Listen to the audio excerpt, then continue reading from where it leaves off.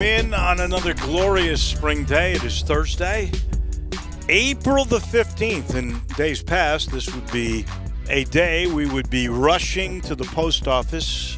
It would be open a little bit later. You'd have till midnight to get your taxes in, but I think it's May 26th now, right, Brett? I think that's right. I'm not certain. I finished mine on February 12th. I thought it was May 15th. I thought they did exactly 1 month. I could have sworn my CPA told me because I called and said, I think we'll probably have to have an extension.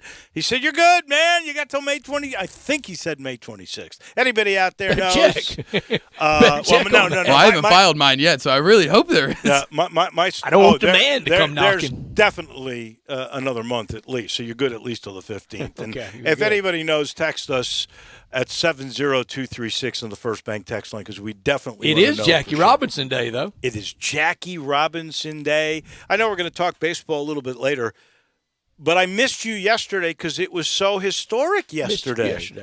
How about this? 6 catchers all told, 6, who have caught 2,000 or more games, Yachty becoming number 6, but the only one in Major League history that did it all with the same team. That he's going to end up number, 3 or 4? He's going to pass Yachty Gary 2K. Carter and Jason Kendall. But he probably won't catch anybody else unless he goes another year, and I don't think he is. But Dave, I think he is the best Cardinals catcher I've ever seen. No question. I stop right there. I think Tim McCarver is second best. Mike Matheny was a really good Cardinals catcher. What about Yachty Simmons? Clearly. What about Simmons? Ted Simmons was real good. That's a great one. And that switch hitting bat of his, he's in the Hall of Fame. Yeah. I think he's the best hitting catcher that the Cardinals certainly ever had. switch hitting. Yeah. Certainly switch hitting.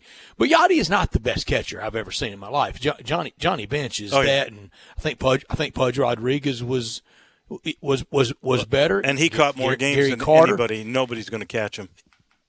Here's one that I don't think he had the test of time, but when he was in there, Benito Santiago was something else. He was beautiful to watch. He had that weird style. Like Tony Peña's. Like Tony Peña's, exactly. And Bill Dickey and Yogi Berra from yesteryear, Mickey Cochran from yesteryear, Ernie Lombardi from yesteryear. Did you mention Carlton Fisk? He's got to be up there of guys you saw. Carlton Fisk, not yesteryear, but not too long ago. The day before yesterday year. Yeah. Yeah. We asked this yesterday, and we missed Ozzie.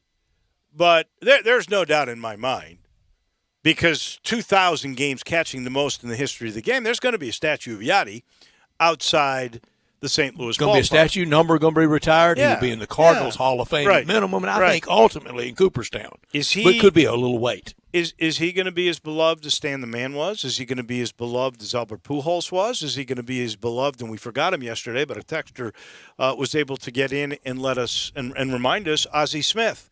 Is he in that same grouping or above them? I think for this generation of Cardinal fans kind of cast from, let's say you turned 10 in 95 and you were 20 in 05. Yadier Molina's ahead of Stan Musial. Now, it won't be the years of lore and kind of confirmation of it for quite a while, like Stan the Man has enjoyed with his statue outside the old ballpark and outside the new one. But and then with Ozzie Smith, I don't know that he's ahead of Ozzie, but certainly in that beloved realm. And Albert Pujols, but Albert Pujols left via free agency. Fine, he had every right to. Yachty didn't. Yachty stayed. The 4 and 5 will be retired. 4 should go first because he stayed. He stayed. I wonder if 5 probably will get that number will go into the ring, but I think for belovedness, you would have to think that Cardinal fans will think about loyalty, and Yachty definitely was loyal. And look, how many players can you say played one position in the same uniform longer than anybody else in baseball? Not many. That's something. There's only 9 positions. And to play that position, and that is so tough and really rigorous day in and day out. Just to catch one off the toe, mean, how many toenails have been knocked off? I mean, how many, how many times, the ball finds a spot that doesn't have padding? It always does. I mean, it's going to find that spot every time on him.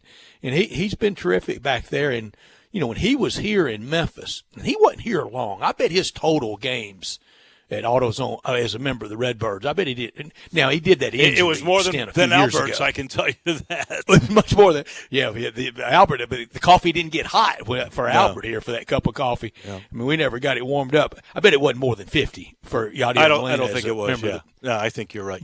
You're right. But Tony La Russa at the time said, when we call him up, if he doesn't even bring his bat with him, that's fine.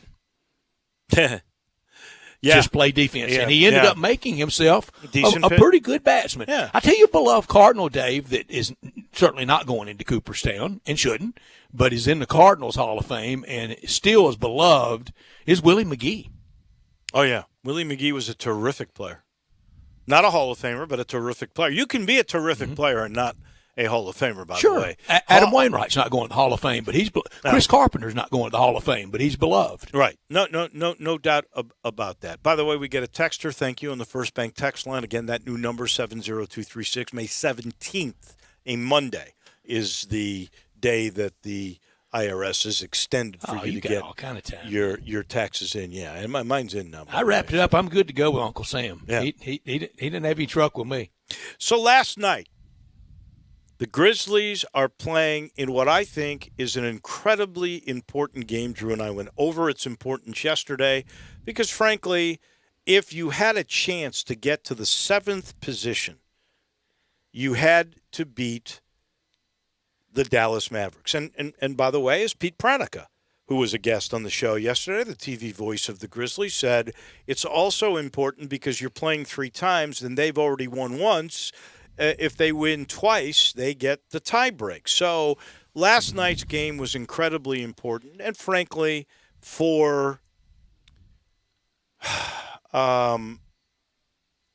47 minutes and roughly 58 seconds, the Grizzlies had outplayed the Dallas Mavericks. They really did. And the game is on the line with your best free throw shooter at the line. Grayson Allen had been great in this game, so you really can't come down too hard on Grayson Allen. But Grayson Allen toes the line, a 91% free throw shooter, and you are up 2. If you hit 1, you're going to win the game because if you miss the second and they get the rebound, foul them. They got to take 2 shots. Instead, he misses both. They call timeout. There's 1.8 to go. They get it into the one guy that could beat you. You probably should have done a little bit better job of not allowing Luka Doncic to get the ball. But they had a play. They devised a way for him to get the ball. And then he hits an impossible shot, and you lose a game. It is very disappointing in my mind. And I've heard debates about heartbreak or not heartbreak because it's just a regular season game, and that's true to a certain extent. But to me, it's incredibly disappointing because it was your one chance to really get the Mavericks and have a chance to get to the 7th spot, and I think that is gone now. And now you're going to be scrapping to hold on to 8, and you've got 2 teams, Golden State and San Antonio, both capable of beating you, that are only 1 game behind you for the 8th spot. Now, you're going to make the playoffs or the play-in.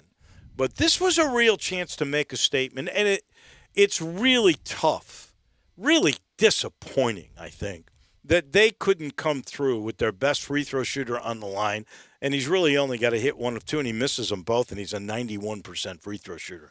That, can we blame an announcer for an announcer jinx on him? Can we do that? Because Dave Pash said that? I know you're not going Pete.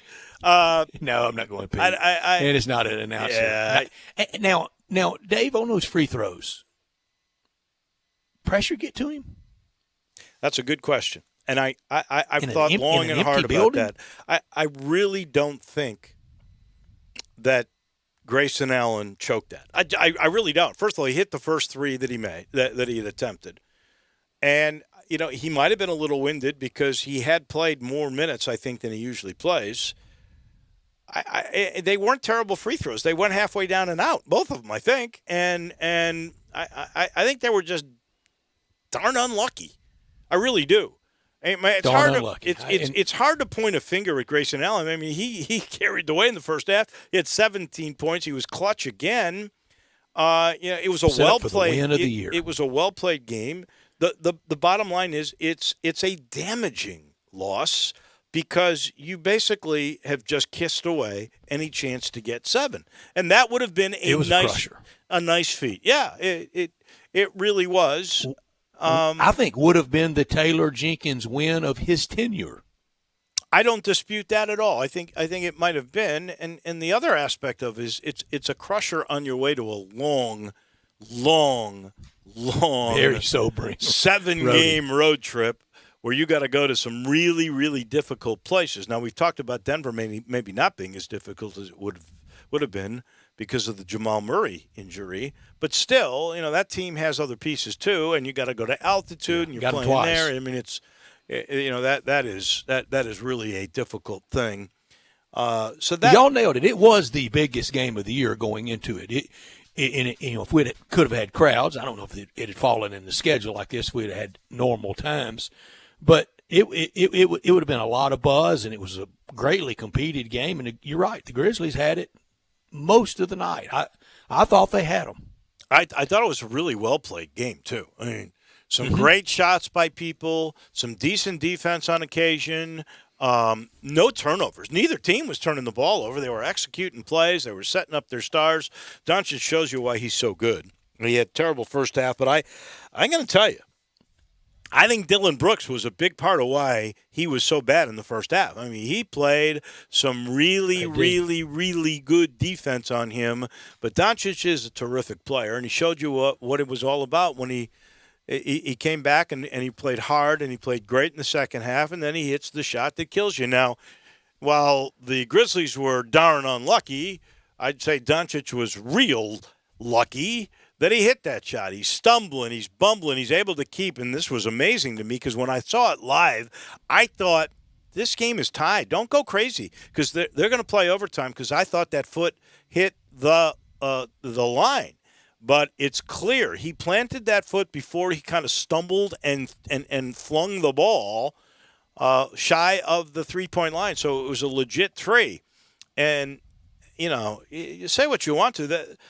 There's some good luck and bad luck in these things. And this was good luck for Luka Doncic because I don't think that's the form he wants to shoot most of his shots the rest of the way. No, almost falling on his face, and he just launched, and everything synced up imperfectly for the Grizzlies. Isn't it always something with free throws, with Memphis teams, and miraculous shots at the horn? And we saw what that led to for the Tigers. That loss to Houston, it really changed that entire dynamic down the stretch of the year for the Tigers. I'm not saying they were going on a run and going to win a national title, but I think they could have made some racket. And sure caused a tough out for somebody. Oh, yeah. And I'm scared now for the Grizzlies, that same dynamic of tough luck at the buzzer, at the horn, and missed free throws could really change how their end of the year goes. I hope not, but it's 2 free throws. It's 2 games now in the last 3 where free throws cost them games. The Knicks game and now this one, because there's no way they lose the game if Grayson Allen hits both those free throws. I think he only has to hit 1, honestly, to win the game. But it was not to be. That's the way it goes. And, again, they did this without their second-best player in Jaren Jackson. Hopefully he's going to play. We talked with Pete about, it's going to take 9 or 10 games for him to meld. By that time, they're really it's playoff time. So I hope he does come back. And end of the year time. Do that. And then Justice Winslow. Justice Winslow has not been very consistent at all in offense in the short period of time that we've gotten to see him play. But he's a really good defensive player. It would have been a bonus to just have him out there last night just to play defense on Luka in the last possession. It's really a missing piece here just to see what Winslow is all about. We got this little crack of a window, and then there was another injury for this guy. And I hope he comes back so we see a little bit more, so you realize what kind of gamble it's going to be if you pick up the $13 million one-year option. Yeah. We love basketball here, and we're going to love the Grizzlies down the stretch. And one of the things I love about betting on basketball is I'm always finding new player props or game props that you can have so much fun with, and you can do it at FanDuel Sportsbook. What's cool about FanDuel Sportsbook is you can combine these props with other bets from the same game to score an even bigger payout. It's called a same-game parlay bet, and you can only find them at FanDuel. New users get a risk-free bet up to $1,000. Just place a bet and FanDuel will refund you up to $1,000 back in site credit if you don't win. And right now, new and existing users, they can get up to $25 in site credit back each day if the parlay falls one leg shy with same-game parlay insurance. Just download the FanDuel Sportsbook app today and try a same-game parlay and use promo code CASH at sign-up. Must be 21 or older and present in Tennessee. Refund issued as non-withdrawable site credit that expires in 7 days. Max refund is $25. Terms apply. See sportsbook.fanduel.com for details. For problem gambling support, call 1-800-889-9789. This hour of our show brought to you every day by the one and only Lexus dealership in Memphis, and that's Lexus of Memphis at 2600 Ridgeway, and appropriately online at lexusofmemphis.com. Give them a call at 901-362-8833. Lexus of Memphis offering the golden opportunity spring sales event. Great offers on all 2021 models and special lease options. Driving luxury and confidence knowing that every new Lexus comes with complimentary first and second maintenance services. Stop by today at Lexus of Memphis at 2600 Ridgeway and put yourself in the driver's seat of an all-new 2021 flagship LS 500, and you'll be looking and driving in style. When you purchase a Lexus, you get top-of-the-line engineering and design they make for the luxury driving experience. 901-362-8833, online at lexusofmemphis.com. Experience amazing at Lexus of Memphis. Top story of the day. Well, I actually have a couple. I'll start with one that happened last night, and that is Chicago White Sox left-hander Carlos Rondon, who I think his career was in the had Tommy John surgery. Had never pitched a complete game. He was on life support in his career, and he pitches what could have been a perfect game. I mean, you ever see in the ninth inning a guy lose a perfect game by hitting a batter? He had a nasty slider last night. Slider off the toe. And I loved what he said to Scott Van Pelt. He said, I really can't be that upset because that was my aim point. I wanted him to swing at a wild pitch. It was a nasty slider. I wanted him to move. That was my aim point, and I threw a perfect pitch, unfortunately. It hit him. The perfect pitch ended the perfect game, but he got the no-hitter. That's the 20th no-no for the Chicago White Sox. And so that's a man, considering the first one was Musgrove with San Diego, and that was the first in franchise history. Of course, they've only been around 53 years, but the first one. The White Sox with 20, that's number 2. The L.A. Dodgers have the most no-hitters with 26. Did you know that? I did. I woke up to it this morning, and the Twitter machine told me that. But I think I did know it from last year. And the Dodgers White Sox World Series, that would be fun. A rematch of 59. I think I had that. I think I have that in there, don't I? It's my pick. The other top story of the day, I think this is the best promotion I've seen because we've had a bunch more cases today of COVID around Shelby County. And now they're talking about some of the mandated protocol that was about to be eased may not be eased, but we'll have to wait and see over the next few days. But the U of M, the spring game at the Liberty Bowl at Tiger Lane near the Pipkin building, they have the vaccination site. I think it's the federal site, and they've quadrupled the amount of people that can go through there.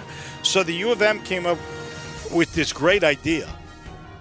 If before the spring game you go and get vaccinated at the Pipkin building, they will give you a $10 voucher at the concession stand. So you can get a beer and some popcorn for free if you go get vaccinated before the game. How about that deal?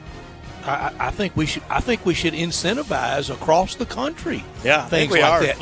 Literally, a stack of cash set up. You come in, here's your Hunsky, and here's your inoculation, and why not? You got any more? No, those are my Okay. top. Your top. My top story: heartbreak last night at FedEx Forum, and it was heartbreak. 2 key missed free throws by Grayson Allen, as we talked about. Then that led to the Luka Doncic doing what he does. And you just knew a few years ago when he went number 1 in the draft to the Mavs and the Grizzlies had the second pick, you knew in the West we were going to have to live through nights that Luka Doncic did stuff like this to us, and we're going to have to watch it a long time. If he stays healthy, he joins Dirk. That'd be 2 pillars of Mount Rushmore in Mavs history someday if he stays healthy. And just think about that. Both players international. Yeah. Not wearing, from here. Wearing old number 77. The 2 greatest Mavs will end up being not from the United States. And, that just shows you how worldwide this game is. And that, when you see Hideki Matsuyama win the green jacket the other day, we are becoming very interconnected. Very interconnected. The sports As world FedEx. is the sport. That's right. The sports world. We have heroes Dave, everywhere. I don't remember a great 77 with the Cowboys. So he can stand alone as the best 77 ever in Dallas sports. I think he's the only 77 basketball player I've ever seen. He's pretty special. He does so many different things. He's so smart and crafty with the basketball. Not top story of the day. Well, it's also NBA related. It just came down today. The Nets, it's hard to say that because I think he was only there for 5 games. He came up with Portland, had great years there, had a nice run with the San Antonio Spurs, but LaMarcus Aldridge, at the age of 35 today, had to call it a career. He felt weird after the game the other night, had an irregular heartbeat. It is an issue with him, and he has decided not to take the risk because he really was scared from what occurred the other day. LaMarcus Aldridge has retired immediately from the game. 15 years, 7-time All-Star, 5-time All-NBA. That says something right there. When you see All-NBA and you see it multiple times, you start thinking Hall of Fame. He was, I think, 49 points from 20,000. Oh. High hard one. Is he a Hall of Famer? Yes. Might have to wait a little, but eventually, someday, and I'm not talking about 35 years, but yeah, I say yes, second best player ever out of the Texas Longhorn program, Kevin Durant, clearly number 1. I agree with that. Yeah, I remember. My not top story. Go ahead. You remember what? I was just going to say, I remember him as a Longhorn, and yeah, I do too. He was one tough dude.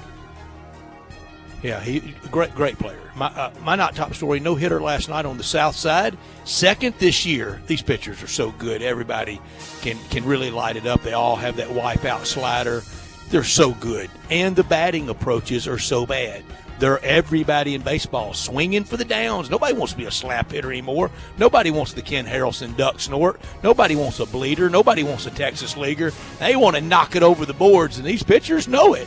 And they pitch to those frailties, to those weaknesses, to those deficiencies. Now Carlos Rodon, he sits and bask in baseball immortality. Joe Musgrove, last night he did not join Johnny Vandermeer. He got beat, and he gave up a hit, I think, in the first inning. I know in the second. And you're right, 26 no-nos all time for the Dodgers, 20 for the White Sox. That's impressive. It is impressive. I will tell you, we are going to talk baseball coming up at 4:30 today. And when we do, you mentioned strikeouts. And I think a lot of it is the approach of hitting coaches. They don't care if you strike out as long as you hit a homer every 3, 4, 5 at bats. And the strikeout rate has increased every year for the last 15 years. It is why Major League Baseball is experimenting with the Atlantic Independent League of moving the mound back. We're going to get into that, and the double hook. The double hook I kind of like. We'll get into that a little bit later. We are busy today. Trey Schapp is going to join us on the Eric Musselman extension, the portal, what they're doing with Musselman's program, the spring football game coming up for Arkansas. Trey from 103.7 The Buzz in Little Rock, a regular contributor on this show. At 4 o'clock, Keith Smith will join us. We'll talk some NBA. We'll talk about LaMarcus Aldridge and that game last night. Then we mentioned baseball at 4:30. At 5 o'clock, we'll be joined by Greg Gaston. We'll talk Tigers and the spring game, and then we'll get into that even more because at 5:30, the head football coach of the Memphis Tigers, Ryan Silverfield, will be joining us then. We are busy on this Thursday, and we are now officially underway. You have opinions. Like a splinter in your mind, driving you mad. We want to hear them. Call the First Bank phone line at 360-8255 or text us on the First Bank text line at 70236.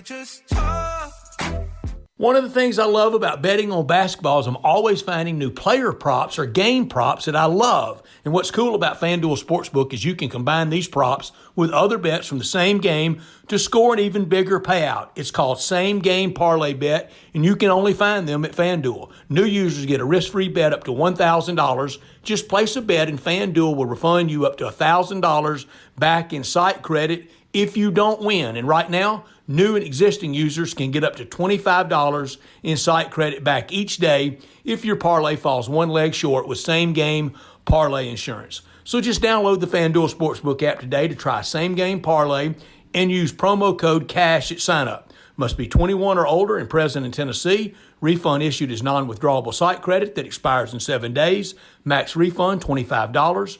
Terms apply. See sportsbook.fanduel.com for details. For problem gambling support, call 1-800-889-9789. Join us and get vaccinated on Friday, April 16th and Saturday, April 17th during our community vaccination days at the Pipkin Building from 7 a.m. to 7 p.m. Receive a $20 Kroger or Walmart gift card, Grizzly swag, and BOGO McDonald's coupons while supplies last. Join us and get vaccinated on Friday, April 16th and Saturday, April 17th during our community vaccination days at the Pipkin Building from 7 a.m. to 7 p.m. This Friday and Saturday from 7 a.m. to 7 p.m. at the Pipkin, located at the Liberty Bowl Stadium. Hi, I'm calling to schedule a shipment. Indeed knows unexpected employee turnover can turn your business upside down. Last pickup is at 7? Team, we gotta hustle. Like at Sumita's online chai company, to avoid back orders, she needs to get started hiring right away.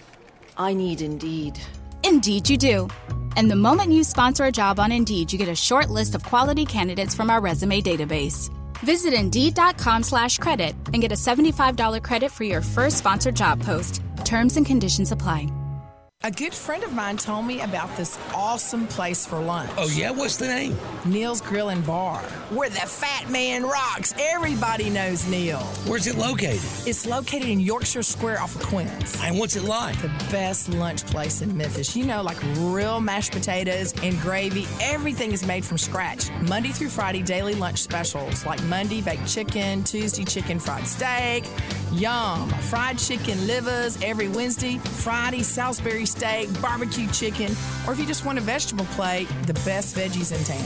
What about the lunch price? Meat and 2 veggies, $7.95. Meat and 3 veggies, $9.99. And veggie plate, $8.95. Big fat boy portions, man. Man, you're making me hungry. Come hear the best live local music at Neil's. Mondays, karaoke. Tuesdays, Debbie Jameson. Wednesdays, Elmo and the Shades. Thursdays, Eddie Smith. And the best Memphis music all weekend at Neil's Bar and Grill, where the fat man rocks.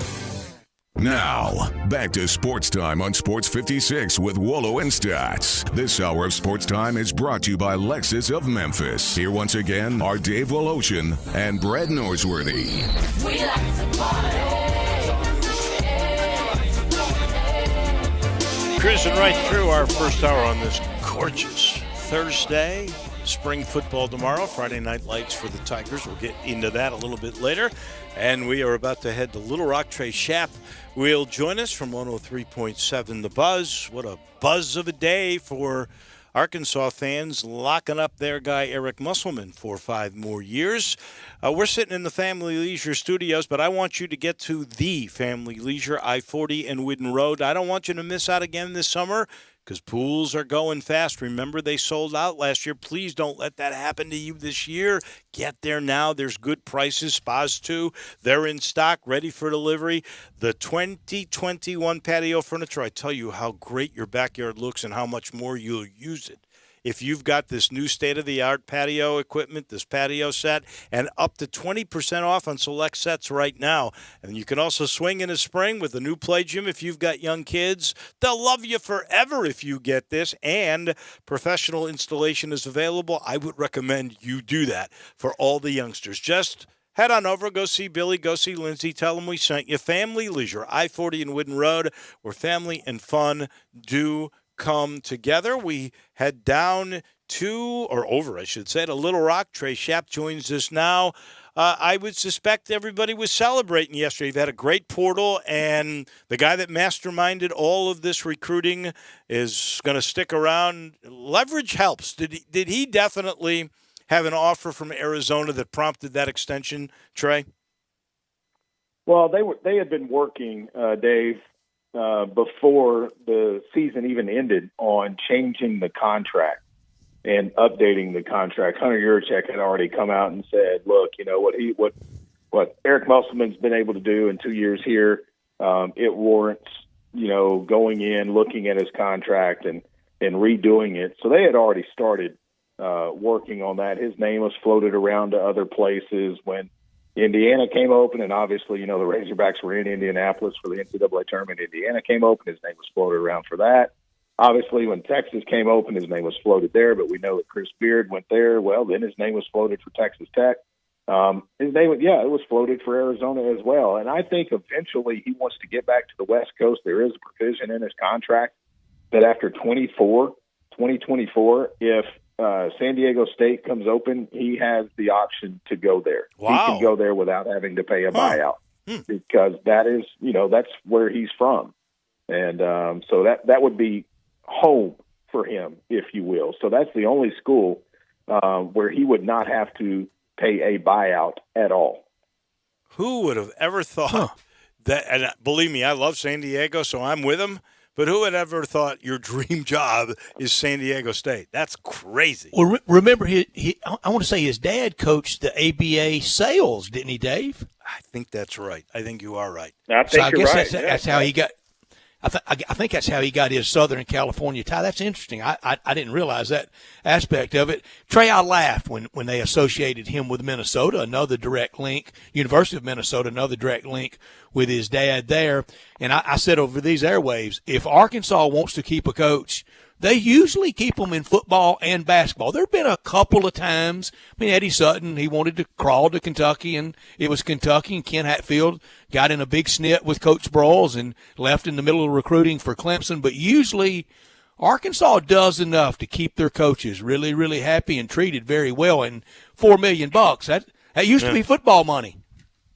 Yeah, you're right. And let me correct myself. University of San Diego, not San Diego State, but University of San Diego, after April 30th, 2024, there is no buyout. He doesn't have to pay any money whatsoever.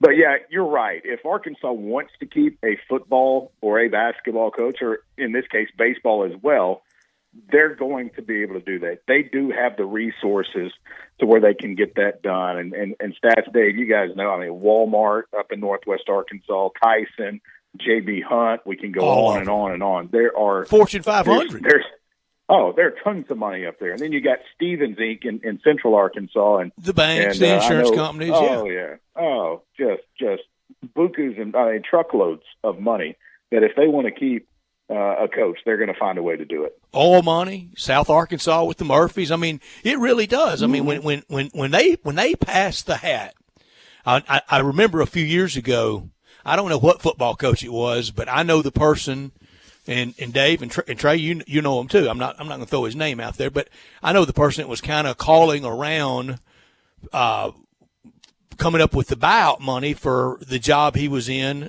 at that time. He didn't leave. And this person called Jerry Jones, and Jerry Jones way said, "To heck with passing the hat around. I'll make the buyout." Yeah, exactly. It didn't take him long, did it? Yeah.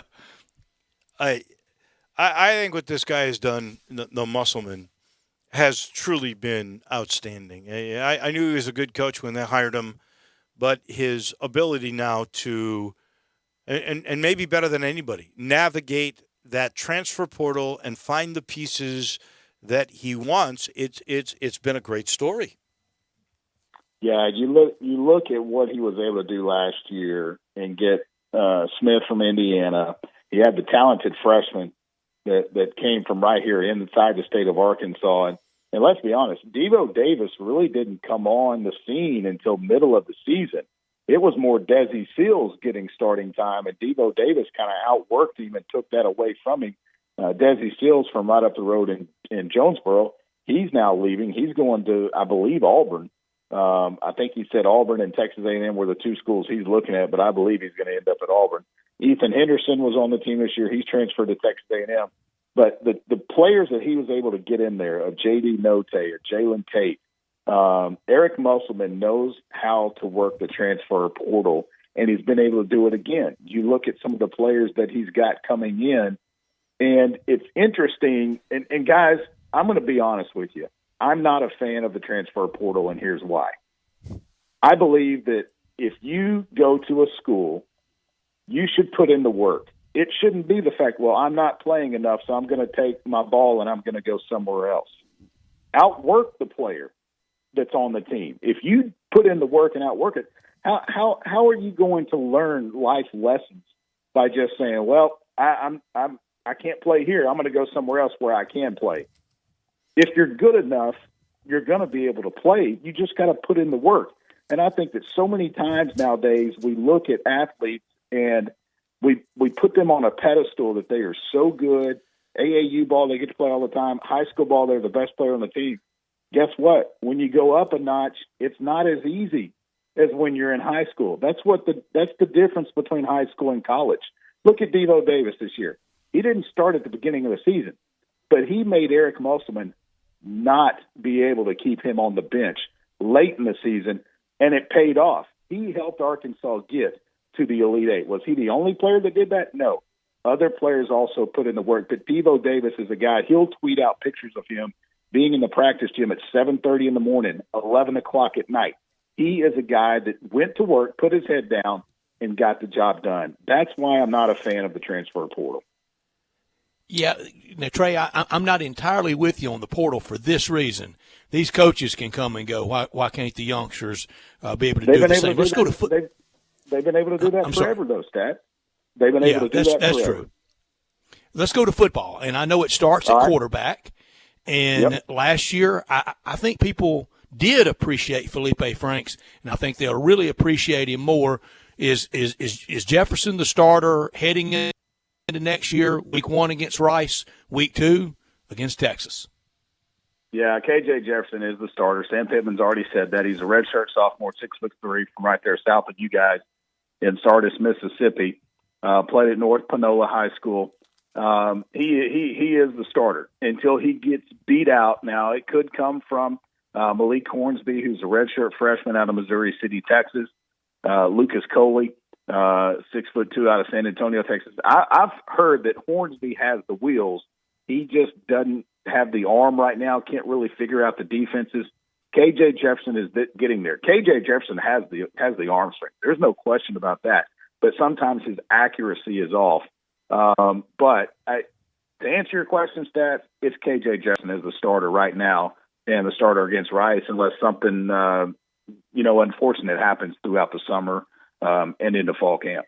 As you get a little buffer from the end of the football season and you've had this great distraction called basketball, and now you start this spring, what do you think the realistic expectations for Sam Pittman's team will be this year from all the fan base?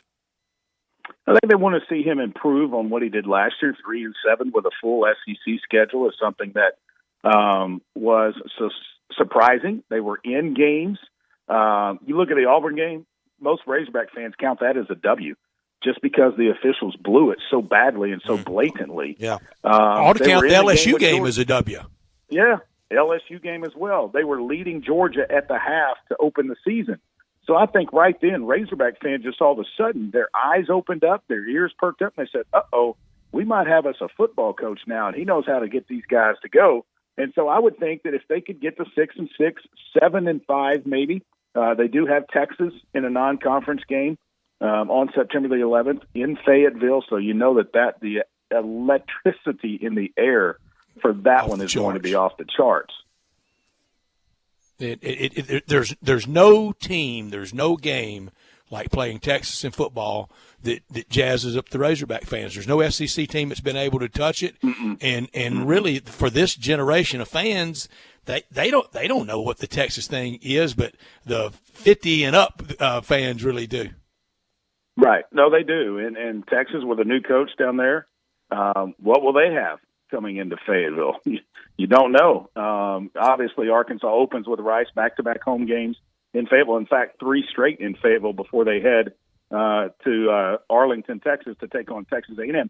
I think if they can beat A&M this year, that would show the fans that, okay, we're moving in the right direction. They have Georgia on the road this year. That's always going to be a tough game. And then you look at the back end of the season, LSU on the road, Alabama on the road, and then Missouri and Fayetteville the Friday after Thanksgiving. If they could split the LSU-Alabama games on the road, obviously I'm thinking it would be at LSU and not at Alabama.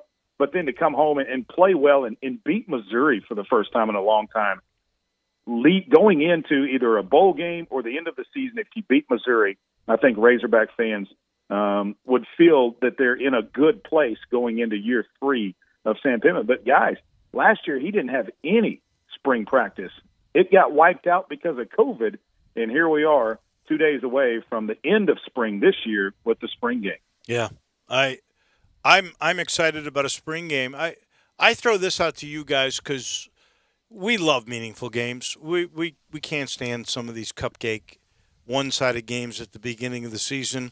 But you know what? You mentioned the Rice game. All of a sudden, now you see a little bit of what your team's going to be like, and you're going to have the comfort of a W. And now you're 1-0, so you can now you're basically 5 wins away from making bowl eligibility. I mean, everything kind of changes. I'm actually looking forward to 1 or 2 like cupcake games, and I didn't think I ever would, but I think we missed it last year, where every game was just so tough. It was brutal, and you're right, Dave. For Razorback fans, it's kind of old Southwest Conference those first 2 weeks, and Dave, for Arkansas fans, would be akin to Memphis fans and playing Southern Miss. You have that thing with them, but you expect to beat them. Ole Miss playing Tulane. It kind of the same thing, and week 1 in Fayetteville will be fun, but week 2 will be off the charts. All right, number 1 in baseball, Hunter Yurachek, AD of the last 2 years, isn't he? Well, yeah, I mean, and you really look at it, okay, the hire of Sam Pittman and the hire of Eric Musselman, those come under Hunter Yurachek's watch. He came in and just basically went to Dave Van Horn and said, what do you need? And Dave Van Horn said, I don't want to mess it up. Do you want me to be elite? Do you want this program to be elite, or do you want us to just, stay where we are? And he said, I want to do whatever you need. You let me know. What do you need? Well, I need an indoor practice facility. Okay, boom, got that. I need a facility to where we can have a big, wide locker room, weight room, and everything. He's got that now. It's being built. It's almost complete on the beyond right field wall there at Baum Walker Stadium. I was up there a couple of weeks ago when Little Rock played up there, and the place is phenomenal. They're going to switch dugouts to the first base side once that is complete. So next season, they will be in the first base dugout. They've got a tunnel that will take them from their dugout all the way into that workout facility where Dave's office is and the coaching offices are going to be and everything.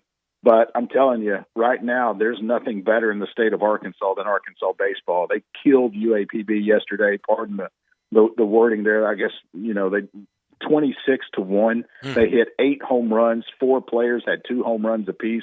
Goodhart had a grand slam. He hit one that went 450 yards, went beyond that new facility down the right field wall and went onto the road over there close to a place called Foghorns, which is a restaurant over there beyond the right field wall across the street. So Razorback baseball is rolling right now, and most people expect them to sweep Texas A&M this weekend. And I think they're 28-5 right now, if memory serves me correct, just off the top of my head. So they have a chance to be 31-5 after this weekend. That's just pretty much unheard of in the SEC. That's unheard of almost any place, except maybe some way back years, Texas and USC and Miami had it rolling for a little bit, but that is 28-5 right now, Dave. Wow. Yep. I'll tell you, it's been a tough week for Arkansas Pine Bluff, because you just mentioned they got beat 26-1. The day before that, wasn't that when the Texas was it Texas Tech? No, North Texas softball pitcher struck out all 21 Arkansas Pine Bluff batters. Yeah, it's been and look, and let's give. You were talking about Hunter Yurachek stats. You were around when Arkansas would not play in-state schools. Right. Hunter Yurachek has lifted that. They're playing UAPB. They played Little Rock. They played UCA this year. They're going to play Arkansas State in baseball. They're going to play Arkansas State in football in the future. They're playing UAPB this season in Little Rock. So the Missouri game was going to be in Little Rock, but they're going to play UAPB in Little Rock. And I'm telling you, the fans will not be leaving their seats at halftime if they let the band perform from Pine Bluff, and they should. It'll be great. So, Trey, isn't our buddy Chris Peters in the AD at UAPB? No longer. He retired. He was down there, but he retired the end of February, early March, I believe. Trey, it's always a pleasure to chat with you, and we'll do it again, I'm sure, soon. Hey, guys, look forward to it all the time. Always good to be with you. That is Trey Schapp with 103.7 The Buzz in Little Rock. We take a quick time out. When we come back, we'll revisit a story we told you about yesterday. It came true today. That's coming your way in a minute. Listen online anywhere, anytime at sports56whbq.com. Looking for a great place to deposit your money? Try First Bank. Competitive CD rates, a money market that moves with Wall Street prime and interest-bearing checking account options. Not to mention their friendly bankers who make decisions locally. To find out more, stop by one of First Bank's 3 local branches. 6482 Poplar Avenue, just east of International Paper. 8398 Highway 64 across from Wolf Chase. And 6280 Highway 64 in Oakland. Or visit firstbankonline.com. Member FDIC. Need to sell your home? You're in luck, because I buy houses. All you have to do is call Bill at 901-406-1101. That's 901-406-1101. Grab that PIN, 901-406-1101, or just save it in your phone. Bill at I Buy Houses. I Buy Houses buys houses in any area, in any condition, at any time. As simple as that. I Buy Houses is guaranteed to close in 5 days. So if you need your cash fast, just call Bill at I Buy Houses, 901-406-1101. Has your house been on the market? Were you just tired of renters? Or is it just time to start over? Well, avoid repairing, cleaning, painting, and prepping your house. Just pick up the phone and call Bill at 901-406-1101. That's Bill at I Buy Houses. If you're in Southwind, South Memphis, North Mississippi, North Memphis, Collierville, if you can hear this, just call my friend Bill at I Buy Houses, 901-406-1101. Do you want a greener, more weed-free lawn? If you're like me, you can't stand the sight of dandelions, clover, or especially crabgrass. Hi, I'm Brandon Hawley, president of Lawn Solutions. We are your locally owned and operated weed control and fertilization company. We are also experts in disease and insect control on your lawn and landscape. Our uniformed technicians are full-time, year-round licensed and certified by the state of Tennessee. Lawn Solutions' personalized service is far more superior to that of national companies that promise but simply cannot deliver. We return phone calls, we keep appointments, and we want your business. What we will not do is bother you with endless phone calls or junk mail. Lawn Solutions will not sell you something your lawn doesn't need. If you're looking for a local lawn care company to kill your weeds and feed your grass, then Lawn Solutions is the finest. Call us at 867-5626. That's 867-5626. Or go online at LawnSolutionsInc.net. From our family to yours, we want to thank you for your business.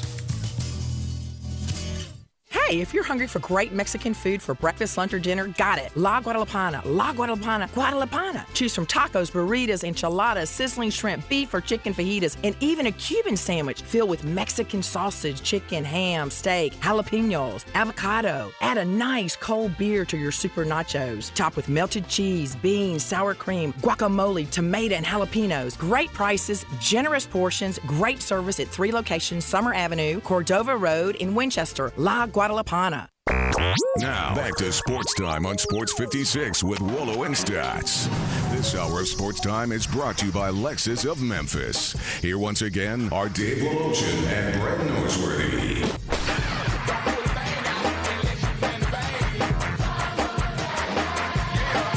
Welcome back in. Yesterday, we hinted at, I guess we told you, didn't we, that the University of Memphis was on the verge of getting a player that was a tremendous offensive lineman from within the league. So the league basically had come up the day before with the decision that they were not going to stop players from their own conference from transferring to other teams in the conference. So that opened up the door for a very good Remington Watch Cincinnati Bearcats center who had entered the transfer portal. I don't know what the issue was with the O-line coach or Luke Fickell or whoever it might have been. And he had actually put himself in the transfer portal and was going to go to Arkansas State. When the chance came for Jakari Robinson to have the ability to transfer within his own conference, the American, he decided he was going to do it. His quote was something to the effect of, their head coach is a great coach and a former O-line coach, and I'm sold. And he came, and he committed today officially. We thought it would happen. So now you got a new left tackle that played in the Big Ten and started most of the time, and you got a guy who was a starting center on a great offensive line, and you talked about some of the line play that you saw, Brett, from Cincinnati last year, and this guy was a big part on the O-line part. So, Memphis you got a big guy from the Big 12? You got a TCU guy? Yeah. Now, that was a trade for Carter and Ezzy, right? Yeah, but you got him, and you can plug and play those guys. Yeah, Butch Jones thought he had the youngster at center through his ties in Cincinnati, but then when the ban was lifted in intra-conference, the Tigers got him. Do you know of any more? Are you going to ask Ryan Silverfield about any more? A few more percolating out there? Well, I'm not sure he can – I guess he can talk about Jakari Robinson if he got the papers. That would have come today. I'm not sure what he can talk about, and – knowing Ryan, he really going to play everything close to the vest. You would not want to play poker with him. He's not going to let you know anything. And because he tells us, we're going to tell it. Oh, yeah.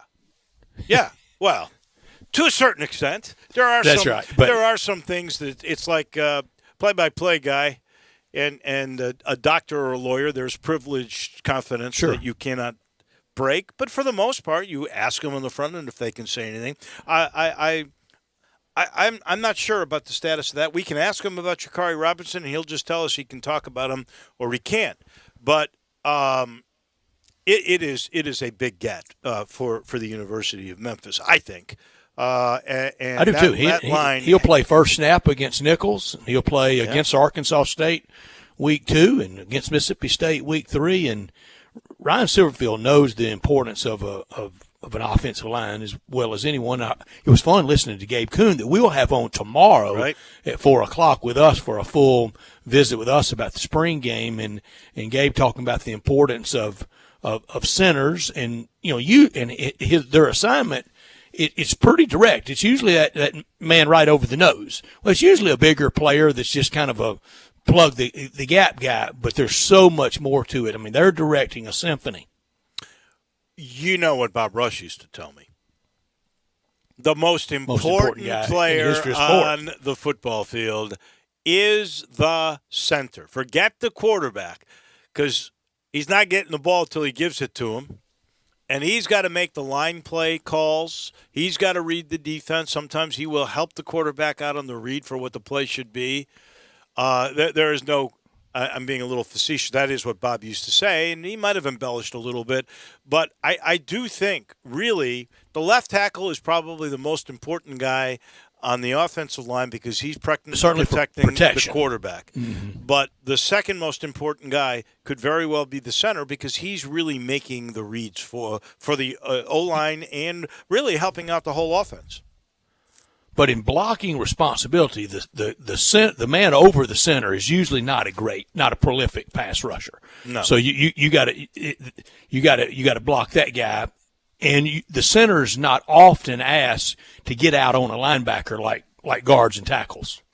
No. Nobody's. It's kind of just right there in the breach. It's hand-to-hand combat for centers. We can talk all day long with Gabe about that. No one's going to know it better than Gabe Kuhn, who played that position. I'll let you know this portion of our program is brought to you by Brian Elder Roofing Solutions. Please don't let any kind of roof issue become a big problem. It can. You don't want roofing to become an essential emergency service.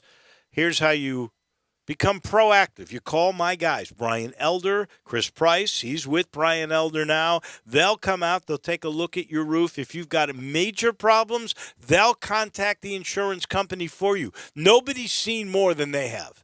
And they say they can measure your roof from outer space, and they can. But they would much rather come by and see exactly what is going on. And like I say, call the insurance company or take care of a small little fix-up. Go out there, look at your shingles. If you see anything that's out of place, call 867-0303. That's a simple number. It's famous now. 867-0303. They only use the best products on the market. And I think Brian and Chris provide their customers with the best warranty going. They stand by, no questions asked. That's the warranty they give you. Go with the pros. Go with the guys who've done it in this market for a long time. That's Brian Elder Roofing Solutions. We really are going to talk a lot of football later in the program. Greg Gaston's going to join us at 5 talking Tigers. Then we got the head coach himself, Ryan Silverfield, as was mentioned. But we got to get back into the NBA after the heartbreak of last night. And we'll talk about scenarios with playoffs. And we got to ask Keith Smith, was Mark Cuban right? Is this play-in just a disaster? I still like it. We'll see what Keith Smith from Yahoo Sports on the NBA, what he's got to say about all of that, because he comes your way in just a minute.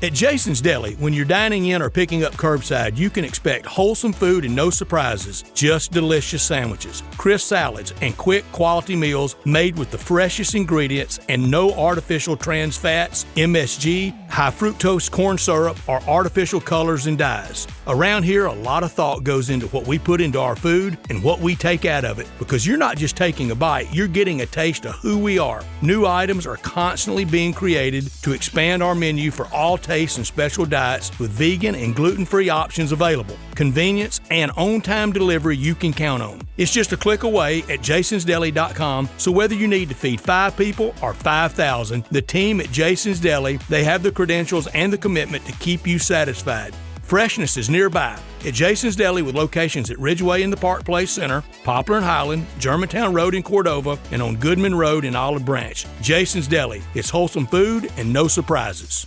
Join us and get vaccinated on Friday, April 16th and Saturday, April 17th during our community vaccination days at the Pipkin Building from 7 a.m. to 7 p.m. Receive a $20 Kroger or Walmart gift card, Grizzly swag, and BOGO McDonald's coupons while supplies last. Join us and get vaccinated on Friday, April 16th and Saturday, April 17th during our community vaccination days at the Pipkin Building from 7 a.m. to 7 p.m. This Friday and Saturday from 7 a.m. to 7 p.m. at the Pipkin, located at the Liberty Bowl Stadium.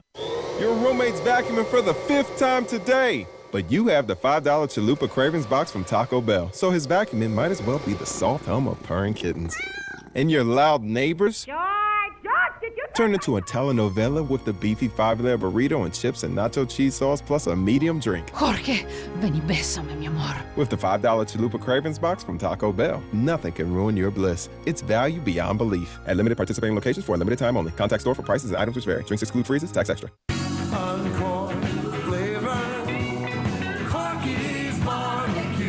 Corky's is your home for authentic Memphis barbecue. Our dining rooms are open, or stop by our speedy drive-thru. Order your party packs today starting at only $5.99 per person. Need to sell your home? You're in luck because I buy houses. All you have to do is call Bill at 901-406-1101. That's 901-406-1101. Grab that pin, 901-406-1101, or just save it in your phone. Bill at I Buy Houses. I Buy Houses buys houses in any area, in any condition, at any time, as simple as that. I Buy Houses is guaranteed to close in 5 days. So if you need your cash fast, just call Bill at I Buy Houses, 901-406-1101. Has your house been on the market? Were you just tired of renters? Or is it just time to start over? Well, avoid repairing, cleaning, painting, and prepping your house. Just pick up the phone and call Bill at 901-406-1101. That's Bill at I Buy Houses. If you're in Southwind, South Memphis, North Mississippi, North Memphis, Collierville, if you can hear this, just call my friend Bill at I Buy Houses, 901-406-1101. We are Sports 56 WHBQ Memphis, W253DF Memphis, and WIVG Tunica Memphis. Flynn Broadcasting Stations. Now, more of Sports Time on Sports 56 with Wolo and Stats. This hour of Sports Time is brought to you by Homer Skelton Hyundai. Here once again are Dave Woloshin and Brad Norsworthy.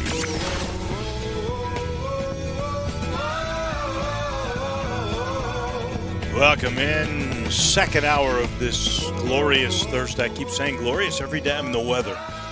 Bottle it up. We're becoming the new San Diego here in the Mid-South, at least for the next month or so. This is the day after the heartbreak. In FedEx Forum last night, the Grizzlies could have moved to within a half a game. Should have moved to within a half a game of the Dallas Mavericks for the 7th spot. It was not meant to be. We're going to Orlando to talk with Yahoo Sports NBA expert Keith Smith in a minute. And I should point out, it's also Jackie Robinson Day today. We're going to talk some baseball coming up at the bottom of this second hour. In the meantime, it was a really well-played game last night, and a 91% free throw shooter who played great all game was 3 of 3 from the line. Grayson Allen, the Dookie, toes the stripe. He's going to knock down 2. Grizz are going to win. He missed both. Keith Smith, how did he miss both? And that I think does in the Grizzlies to have any chance of getting to the number 7 spot in the seeding for the playoffs. Good afternoon. How are you? I'm doing well. Thanks for having me. Yeah, it's going to be tough for them now. And, things happen in basketball. This is why I watch every single night and I watch games and those kind of things, because there's always something I haven't seen before. And the end of that game certainly fits that category. Yeah, and Doncic, he burned the Grizzlies. I totally blew the draft order earlier, and a texter corrected me, and I appreciate it so very much. That draft had going number 1, Ayton, number 2, Bagley, and then Doncic went 3, didn't he, Keith? He did, yeah. He went number 3 to the Hawks, and then they worked that trade with the Dallas Mavericks. They drafted for Dallas in that spot. That is a lot of people could live to regret that.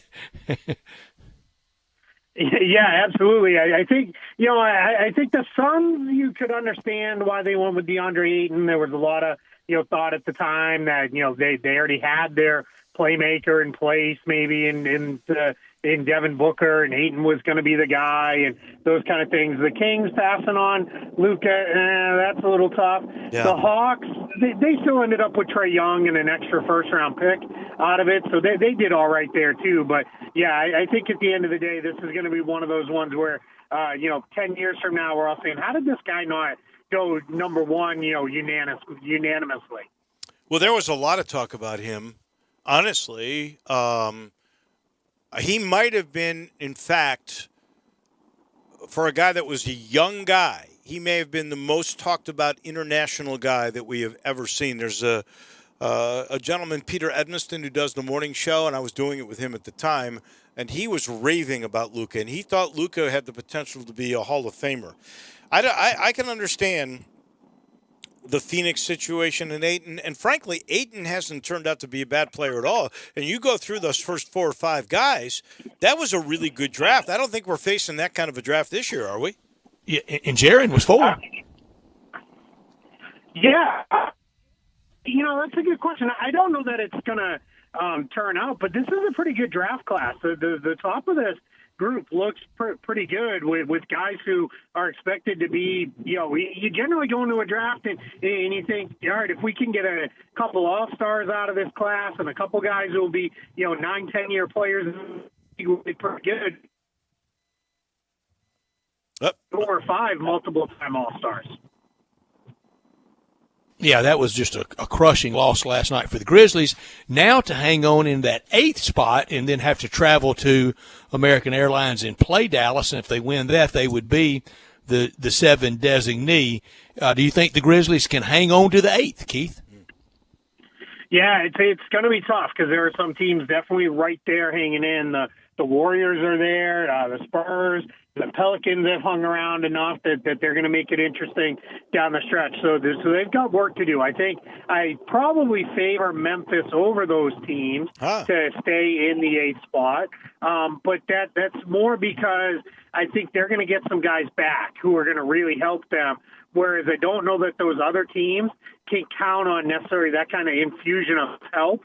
But a lot of that, determines, when and if, Jared Jackson Jr. eventually gets back on the court for Memphis. Well, they say before April is out. Now we're only at the 15th, so hopefully that is the case. It is a heartbreaking, disappointing loss last night because you're about to embark on a 7-game road trip, their longest, I think, of the year, where you got to go to Chicago, a team, although Zach LaVine apparently is out. He's got COVID issues, so that becomes very winnable, and that is, of course, a game tomorrow night. Then you are at Milwaukee, at Denver, at the Clippers, at the Trailblazers, back-to-back games. Back in Denver, even without Jamal Murray, that's a pretty good team. That's your road trip, and then you come home to take on the Trailblazers again. I mean, that is a daunting task. Even if they get back, Justice Winslow, too, is supposed to be back, and Jaren Jackson Jr. for the first time. Yeah, absolutely. That is kind of a murderer's row there. That makes that Chicago game an absolute must-win because that's the only one I think you can point to and say, yes, that is a win on that schedule. The rest of those are so tough. And what makes it even harder last night was had you held on to beat Dallas, then you can start to dream a little, hey, if we can take a couple of these games off Portland, maybe we can, start to make up ground there and, potentially, maybe even get into range for the 6th seed. But, this is something that Brad Stevens said is more important this year than ever is there's another game the next day. You got to put it right behind you. You can't focus on what happened. You can only focus on what you can control moving forward. And I think John Morant's tweet this morning, or maybe it was last night, but just basically about, hey, if you're upset and yelling at the guys today, we don't need you. I think that says a lot about hey, hang in there with us. We're going to be all right. Be with us the rest of the way this season. And Keith, down this stretch of the year, this next 18 to 20 games for most teams, that's about what they have left, 15 to 17 to 18 games left. You're going to see a lot of different lineups, a lot of different combinations. You're going to see a lot of maintenance, and you're going to hear people just scream at rest, at worried about injury, at maintenance. I heard Stephen A. Smith this morning saying that he had talked to an NBA exec that categorically has the numbers to prove that injuries are not up this year. Mark Cuban says they are. Mark Cuban out there this week really kind of stirring it up a little bit, and the blowback against him was, hey, finish 6 or better, and you don't have to worry about being in the 7th spot. Who's right, who's wrong in this, and what's it going to look like down the stretch? Yeah, I think this advent to the play-in is really making things kind of interesting. And I keep telling people is we're only going to find out, one piece of the data points here this year with this playing. What we need is 2-3 years of this at least to get a real good sense of, there are going to be teams that are in position to get to 10. They're going to say, it's just not worth it. Why are we even going to bother? We're content to, bow out now versus having to even play an extra game or two. We're also going to have, teams just like we have every single year. The teams that are at the top, especially the teams that are in the top 4 seeds or feel pretty comfortable that that's where they're going to land, they start resting guys because for them, it's no longer about the regular season. Winning 2 or 3 more regular season games doesn't really do a whole heck of a lot for them. But if you lose a guy to an injury in one of those 2 or 3 games because you were pushing for wins, yeah, that can ruin your playoffs. So I get it. The injuries being up, I've seen stats that show the number of long-term out for the season injuries are not up, and I think that probably feels about right. I think what's missing in there is the guys who have had these kind of lingering hamstrings and other soft tissue injuries that have missed weeks at a time. That's what it feels like are up. But that's something, again, we probably won't really know the full impact of until we get to the end of the season. Well, guys like KD, I know he's had hamstring issues, but, that is fairly common in my mind, and I'm not a doctor, but just thinking back to players who were coming off of injuries where they might actually put more strain on another body part because they're, self-consciously protecting that injured body part. And that may be what's happening there. I took great umbrage with what Mark Cuban said. And it was because the way he worded it. And don't forget, he voted for the play-in. I think the play-in's great because it makes meaningful games for those that are in the 7, 8, 9, 10 spot. They're playing to be able to advance, so they're going to play more intensely, and they're going to try to win. And he said the opposite. He goes, well, that means we can't rest guys. Well, I would think you'd want your product to be good all the time. And that really bothered me. And I go back, and I would love an explanation. And maybe when I was younger, they would play without charters. They would go to regular hotels that didn't have extra beds and high showers. They would play sometimes 4 games in 5 nights. They played a lot of back-to-backs.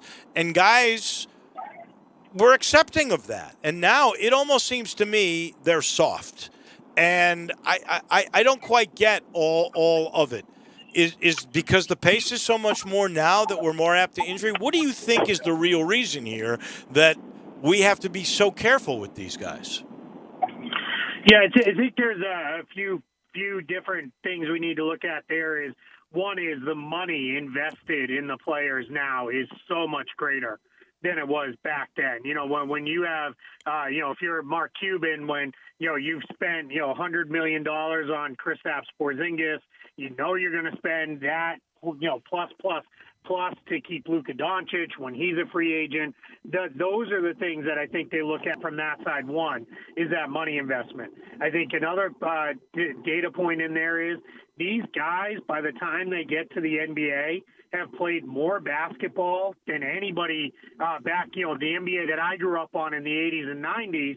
Those guys were not playing, AAU tournaments every weekend from the time they were 8 years old on, where they were playing, up to, 7, 8 games in a weekend. The other piece that I also think is very important to factor in here when we think about this is I look at, my all-time favorite player, Larry Bird. His career was shortened. Now, some of that was because of his back. But if we had done things where we took better care of these players back when he was coming up, would his career have been lengthened out? And those are the things I look at. The guys did not play, regularly 15 to 20-year careers in between there with really good high-level production like we're starting to see these guys who come up now. I think it's all about getting as much out of these guys as you can for as long as you can.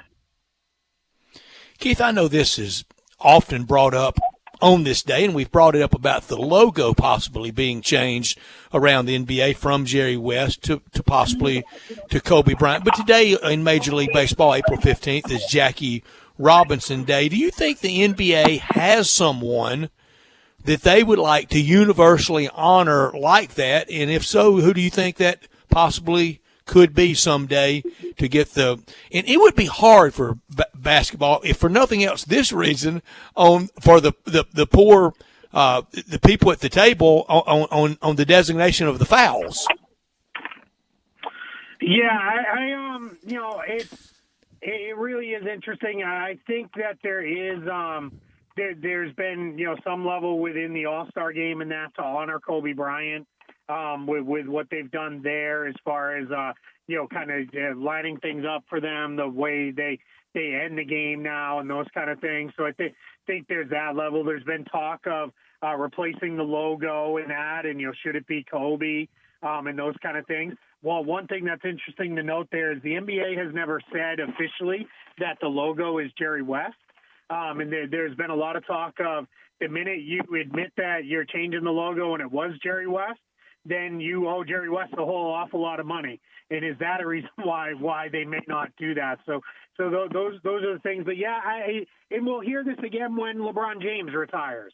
Should there be more done to honor LeBron James and his what will probably be at that point 2-decade-long career and those kind of things. So I do think it's a conversation that will continue to be had, and I'm very interested to see what the NBA does, officially or not officially, as they move forward. Brett, back to your conversation about who that might be.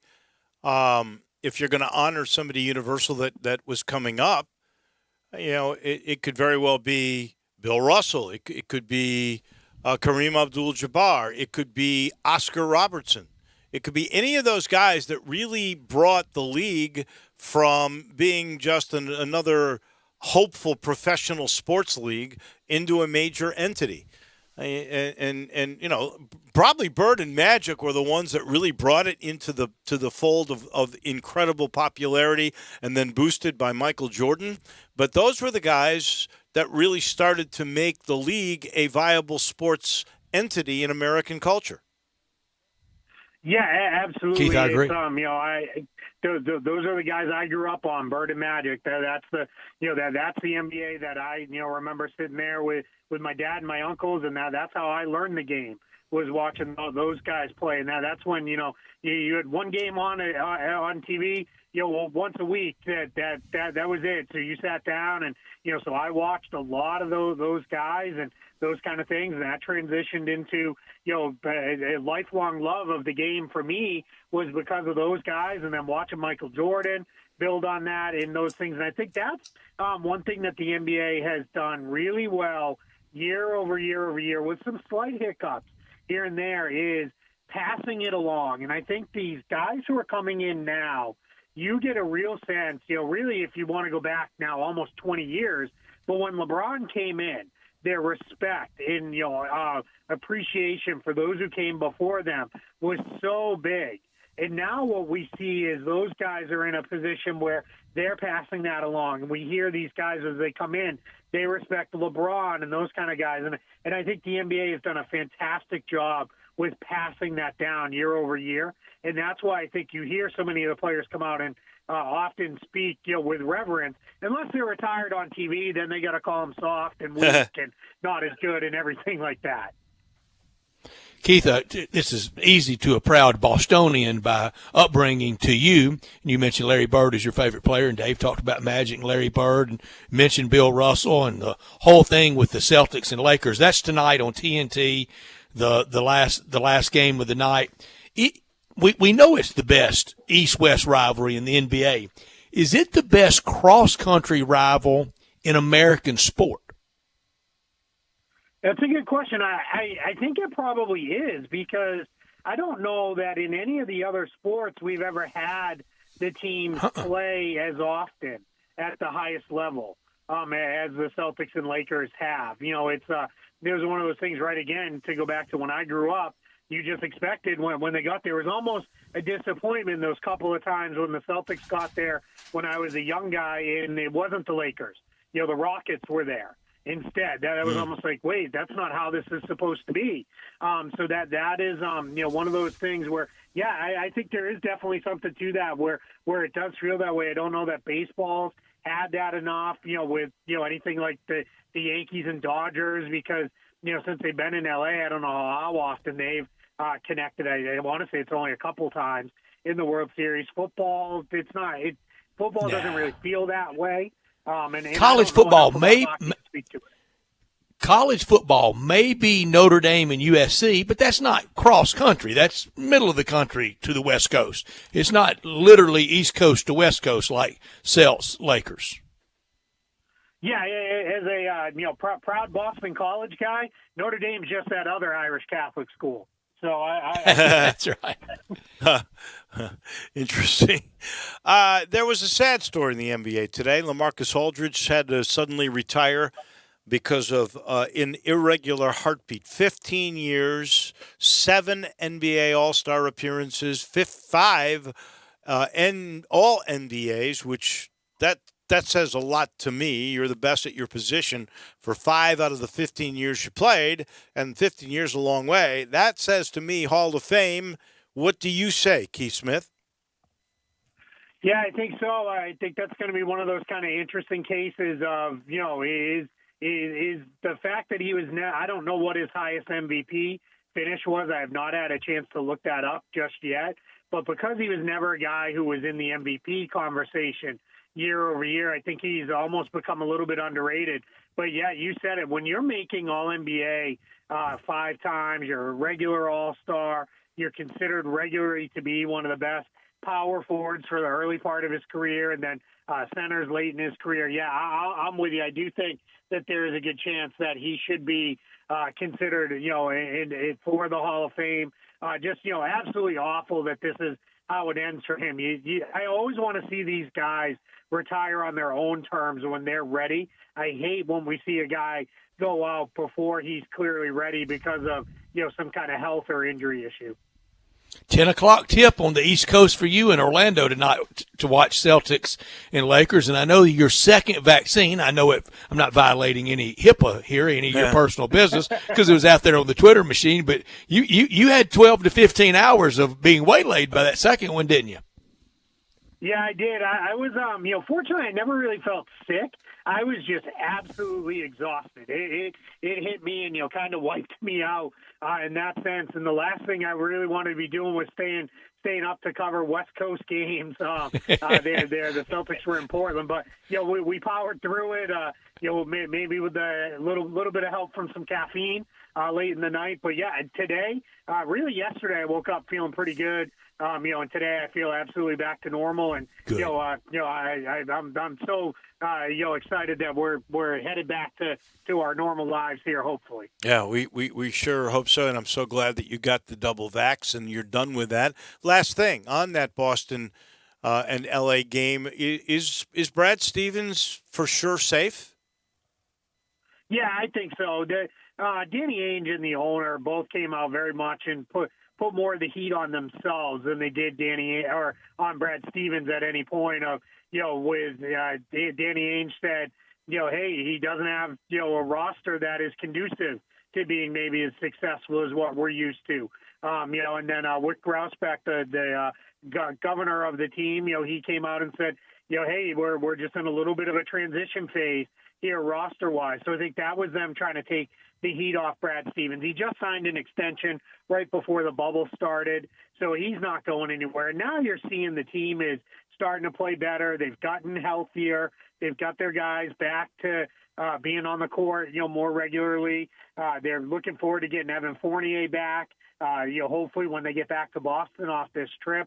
So, yeah, I think the Celtics are finally starting to play like the team we expected. And, it's one of those things where if they round into form and can make a little bit of a playoff run, everything will be forgotten from this year, except for the fact that it'll only heighten the expectations going into next season, which means Danny Ainge has a lot of work to do roster-wise. No doubt about it. Thank you, my friend, as always. We appreciate it. Glad you're vaxxed. Enjoy the games tonight. I appreciate it. Thanks for having me, guys. You all stay safe, you and yours. That is Keith Smith down in Orlando, the NBA beat writer for Yahoo. We appreciate him being with us every Thursday in this time slot. He's brought to you in part, in fact, this whole hour is brought to you by Homer Skelton Hyundai in Olive Branch, same building as Genesis of Olive Branch, where they got G70s, they got G80s, they got G90s. They got one car for you to demo to see what that GV80, that new SUV, is all about. We know the safety of these cars. Hyundai tied for the safest car in the world the last couple of years. And let me tell you, the Genesis cars are actually a step up. And I think anybody who's driven luxury cars, if they've tried a Genesis, they will tell you point blank, the best bang for your dollar of any luxury car. And the safety in that, we know what happened with that GV80 SUV that had 10 airbags that were able to save the life of Tiger Woods. It is a great vehicle. So popular that they're rushing to get more in production because they can't seem to keep them on the lot. But there are 70s, 80s, and 90s. Call my guy Vinny Gerard, 662-890-6684. He's now the head of the Genesis of Olive Branch G-Cars, and he will tell you, you're going to love those sedans. Now, he'd love to get you the van, and there's going to be a 70 van, a little smaller van coming out, I think, around September. But you still will love the G70, the G80, or the G90, and they do have those in stock. Just get on Lamar into Mississippi, turn left at the very first exit, Craft Road. You'll see what I'm talking about. You'll see these great safe vehicles and the durability. Every new car gets a 10-year, 100,000-mile limited powertrain warranty, and every new car, Hyundai or Genesis, gets a 3-year, 36,000-mile maintenance package. That's for free. You know why? Because they want to take care of you at Homer Skelton Hyundai and Genesis of Olive Branch. Back in a minute, we're going to talk a little baseball. We haven't done that a whole bunch this summer, but we get into some possible rule changes and some other things when we return to Sports Time on Sports 56. Sports 56 mornings with Peter Edmiston and Anthony Zane. Weekday mornings from 7 till 10 on Sports 56, 98.5, and 96.1. It's happening again at Family Leisure. Don't miss out again this summer because pools are going fast. Spas in stock now, too, and they're ready for delivery. New 2021 patio furniture, state-of-the-art in stock now, and up to 20% off select sets. Swing into spring with a brand new play gym, professional installation available. The temperature's rising, and so is the service at Family Leisure. Family Leisure, I-40 and Whidden Road, where family and fun come together. Mount Moriah Auto Sales. What sets them apart? Great selection, quality, high-end to low-end cars, and low mileage. Mount Moriah Auto Sales is under new management. Ask for Emmett or Steven. Check out their great selection of cars or trucks. Choose from Dodges, Jeeps, Fords, GMCs, Infinitis, Porsches, Range Rovers, Lexus, Mercedes, BMWs, even Bentleys. Mount Moriah Auto Sales also has a great service department with 12 bays for everything from oil changes to alignment to new tires. Go to MountMoriahAutoSales.com. Pick out your like new car or truck today. Mount Moriah Auto Sales, right on the corner and right on the price.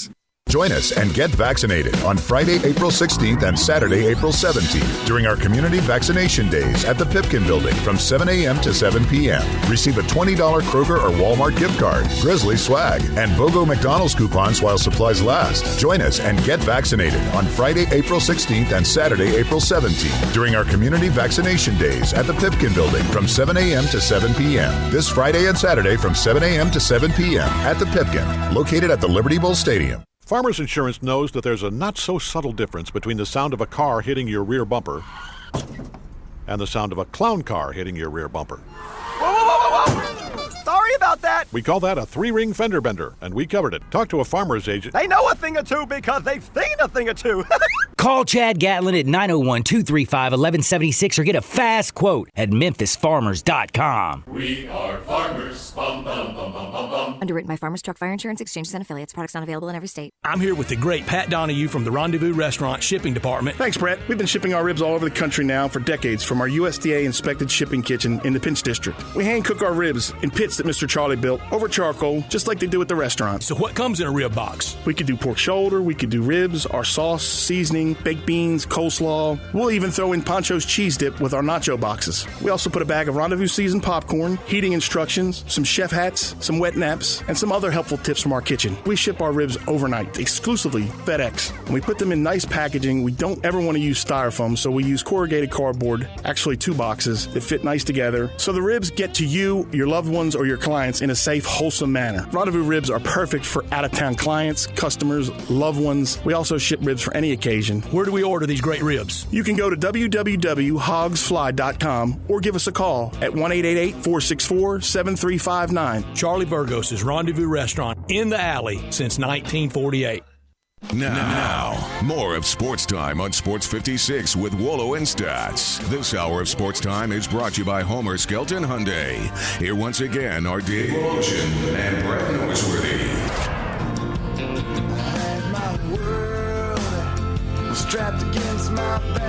Welcome back in. We're going to talk a little baseball here, but we got a great texter who seems to know his stuff on the First Bank text line at that new number, 70236-7236. He says, Aldridge, 49 points shy of 20,000, as I mentioned.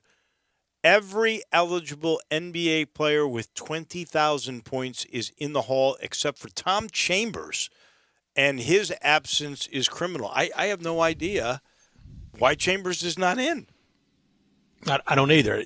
Now, postseason success was thin for Tom Chambers, but the long march of a career, where it's kind of the opposite of the Julian Edelman conversation. And Dave Drew and I looked it up. Lynn Swann, career passing receiving yards, it's like around 5,300. He's below 250. Wow. In rank. Can but he I was say so this, though? great on Super Bowl Sunday. Well, those 5,300 yards receiving are the prettiest receiving yards in the history of the game. How's that? They were, and that was when they didn't throw it. Right. And he had John Stallworth, another Hall of Famer, on the other side. Right. And Franco and Rocky Blyer were good receiving running backs when they did throw it. But Chuck Noll wanted to ground and pound. He wanted to run Preston Pearson, Franco Harris, and Rocky Blyer. Right, and his tight end was just a blocking tight end too. They did not have a tight end in that scheme. Right. He even eventually moved a tight end, Larry Brown, to tackle. Just stop the whole pretense of him being a tight end. Yeah.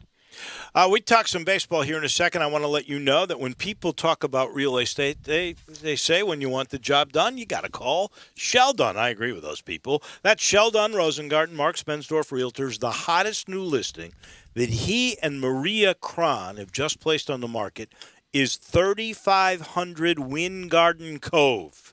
Now you may say, well, why is that hot?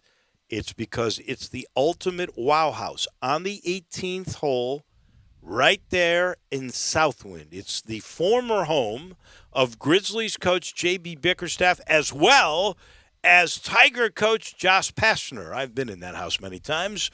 The current owner, totally renovated, never moved in, so it's like brand new.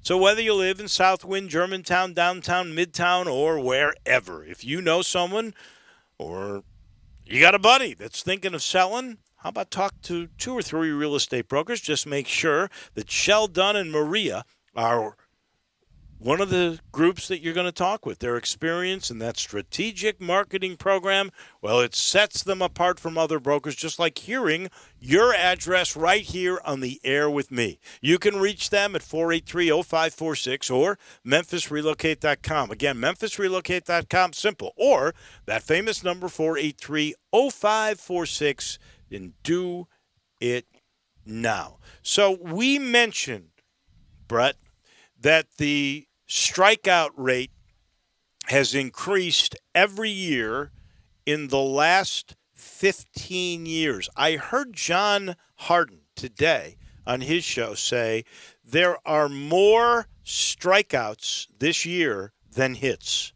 That's hard for me to believe. That's what he said.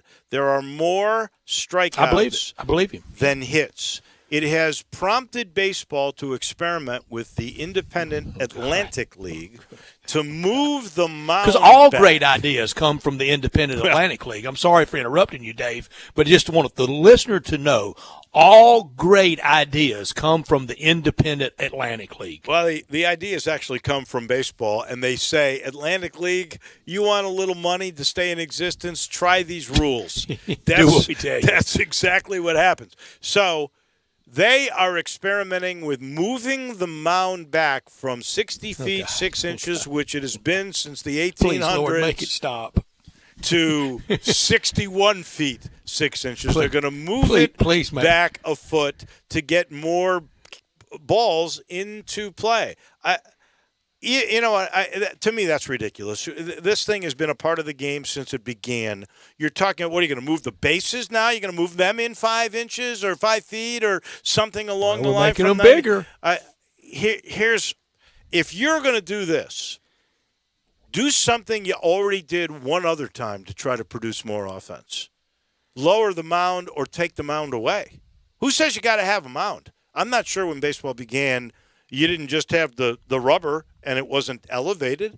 If that would help, I'd rather see that than to see you move back a foot, because that changes everything and just doesn't seem right to me. Baseball's just kind of a laboratory experiment these days, isn't it? I mean, it's just Seems whatever gets dropped in Rob Manfred's suggestion box last. And I want people to clearly understand something. When you hear me complaining about Rob Manfred, please don't think, well, listen to the old conservative old man mad over the All-Star game. No, I thought he was a complete fool before all that. Well, I understand where he thinks that, baseball needs more offense. When you got more strikeouts than hits, some of that is the way you coach, I think. I think they are looking at videos and figuring out ways to swing. And we talked about swinging up with Tim Doolin, which isn't actually swinging up, but it is a way of trying to get more elevation on the ball. And it doesn't matter if you strike out in today's game. As long as you hit a long ball often enough, they don't mind strikeouts. But I think the fans do care. I think you do want more offense. And there's no place in the game for a Rod Carew or Ichiro Suzuki. There's no place in the game for a Richie Ashburn, for a slap hitter, as I mentioned earlier. Just looking for to land the ball on grass. No, they want the boppers, and it causes everything to go up. It causes salaries to go up. It causes ticket prices to go up. It causes profits to go up. That's what they want. And I can't stand the approach now. And just like you hear the players say, we don't want to go the other way against the shift. You don't have anybody wanting to hit a sacrifice fly anymore, Dave. Oh, that's crazy. I mean, I knew that we had a crisis in fundamental baseball when, because of the bubble last year, they put that man at second base in extra innings. A ghost runner. And teams couldn't bunt the guy over for a sacrifice fly. Now, here's a chance to win a game or put yourself in a position to win the game just by bunting him over and hitting a fly ball, and teams couldn't execute that. Nobody wants to do that. And Nobody wants to do that. That was absolutely crazy. The pitchers don't want to bat now, and we're going to universal DH. I don't really recognize some of the strategy anymore. There's not a lot of strategy in some aspects. A lot of the aspects of the game it's adult softball. It's win 10-9. Well, I'm totally against, or no hitter. I'm totally against moving the mound back a foot. I would be okay with lowering the mound or even taking a mound out if they thought that would improve offense and get more balls in play to make it more interesting for the fan to watch the game. I guess I would be okay. You mentioned strategy. That's the other thing they're going to start using in the Independent Atlantic League. And I'll be honest with you, Brett. Who knew there was that league? I like this, okay? And I will say in the front end, part of the reason I like this is I don't like the DH. I'm a National League guy. I love the strategy with double switches and using your pitchers smartly and having pinch hitters and everything that comes with that, okay? This is called the double hook, and I really do kind of like it. If you remove your starter, you lose your DH. That's the new experimental rule they're going to use. So as long as your starter is in. What's the scorecard look like? That I don't know. That'll be hard. That'll be really hard. But and there'll be a lot of different strategies. You talk about strategy. There'll be a lot of strategies that will come out of this. Where will you bat your DH? And might you play a guy at first base you wouldn't normally play to make moves later in the game. But as long as your starting pitcher is in, you've got a DH. Once you take out your starter, you don't have a DH anymore. That new player that comes in that pitching position has to bat. Man, all great revolutions born out of the independent Atlantic League. But now, seriously, think about that rule for a minute. Doesn't that intrigue you just a little bit? Intrigued, yeah. I don't want to disabuse the notion by any means, but man, it's a lot of ideas out there, and I didn't know baseball was broken. You know what? I don't know if it's broken, but I don't think it's right if there's more strikeouts than hits. I think that and when you can't bunt a guy over, when you do this other silly thing, and you can't even execute a bunt and then a fly ball, and these are the guys at the best at their profession, it tells you somehow there's a little disconnect here. I'm going to tie this back to the Cardinals. I'm also going to tie it to a Germantown commissary big Q of the day. Oh, I love it. We'll do everything at the text line 70236 for a Germantown commissary big Q of the day with the no-hitter last night for the White Sox. They've had one recently. Now, the Rays, Arizona, and Colorado, Rays, Diamondbacks, Rockies, they have the one most frequently. They all had one in 2010. You've got to go back to 1981, and it's the team with the longest stretch now between no-nos to Lynn Barker in 1981 for Cleveland, May 15th, 1981. But here is the Germantown commissary big Q of the day. Tell me the last Cardinal pitcher to pitch a no-hitter. The last Cardinals pitcher to pitch a no-hitter, and you'll win a Germantown commissary or Collierville commissary big Q of the day, either place. The new one in Collierville at Houston Levy and Poplar, or the original in Germantown. Memphis-style barbecue and ribs, delicious, authentic Memphis style. The signature is slow. Begin that barbecue feast with great appetizers like the cheese plate or the tamales or the nachos. All of that you can make into a meal, but let it be your appetizer. Save room for everything. The nachos, it's the originator of barbecue nachos in Germantown in the early 80s. Walker Taylor started it. Many have tried it. None can duplicate it. They are the very best. Dig into the ribs or the shoulder, get it chopped or pulled on a sandwich, a big sandwich, or get it on the plate. Comes with all the fixings, deviled eggs, bread as well, beans, slaw.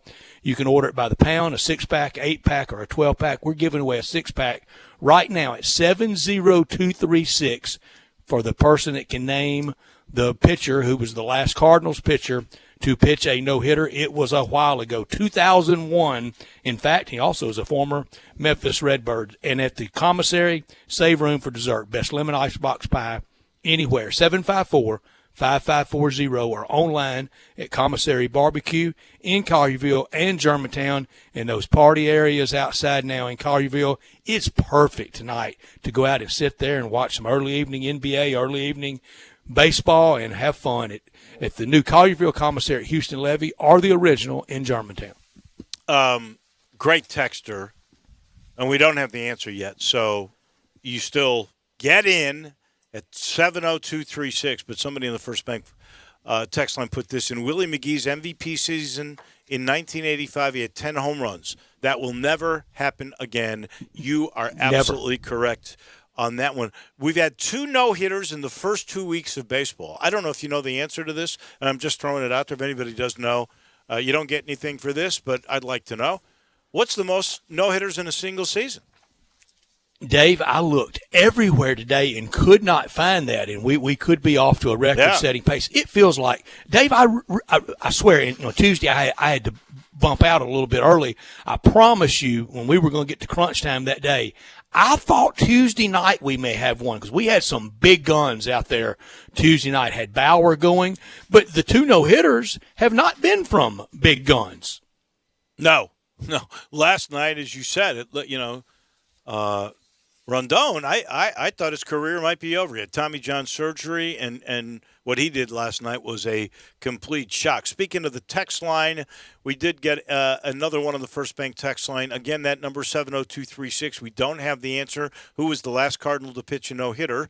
While in baseball, would you please take on the Cubs or their lack of hitting, thanks a Cubs fan? Well, I wish I knew the answer. I don't think the Cubs are taking it very seriously. They're 5-7 now, so they got bombed last night, 7-0 by the Brewers. They cannot hit. They are averaging 2.7 runs per game. That is 0.30, I should say, 30th. Dead last in Major League Baseball.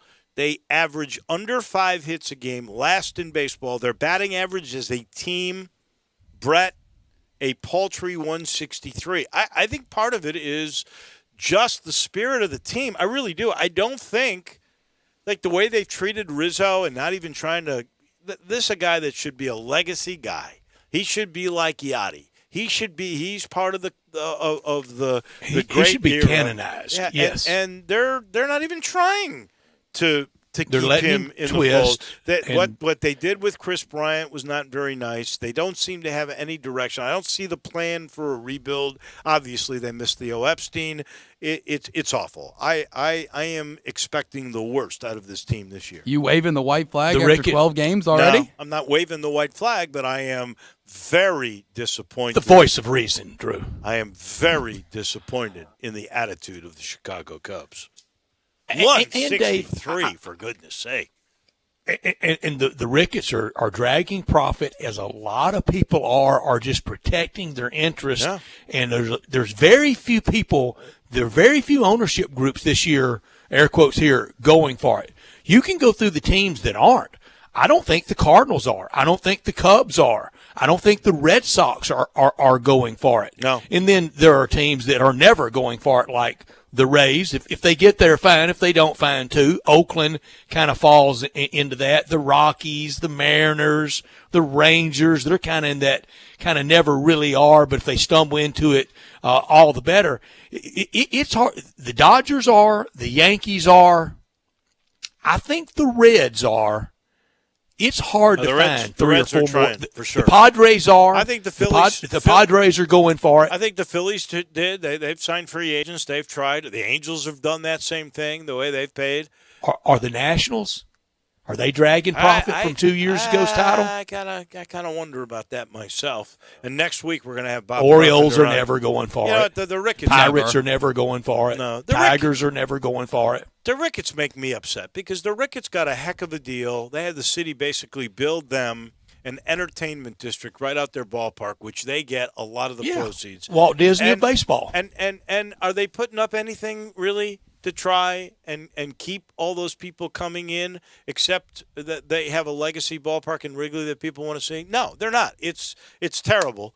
And I really feel sad for the fans of Chicago for that reason. We got to take a break. This portion of the show brought to you by Conway. Conway Services, heating, cooling, plumbing, electric. And they've teamed up with Carrier to make this the perfect time with Visa gift cards back from Carrier if you were to purchase a Carrier Infinity system, like up to $1,500 on that Infinity system. If you happen to need 2 systems, front and back, up and down, now you're talking about $3,000 in Visa cards. I'm sure that would come in handy for your summer vacation.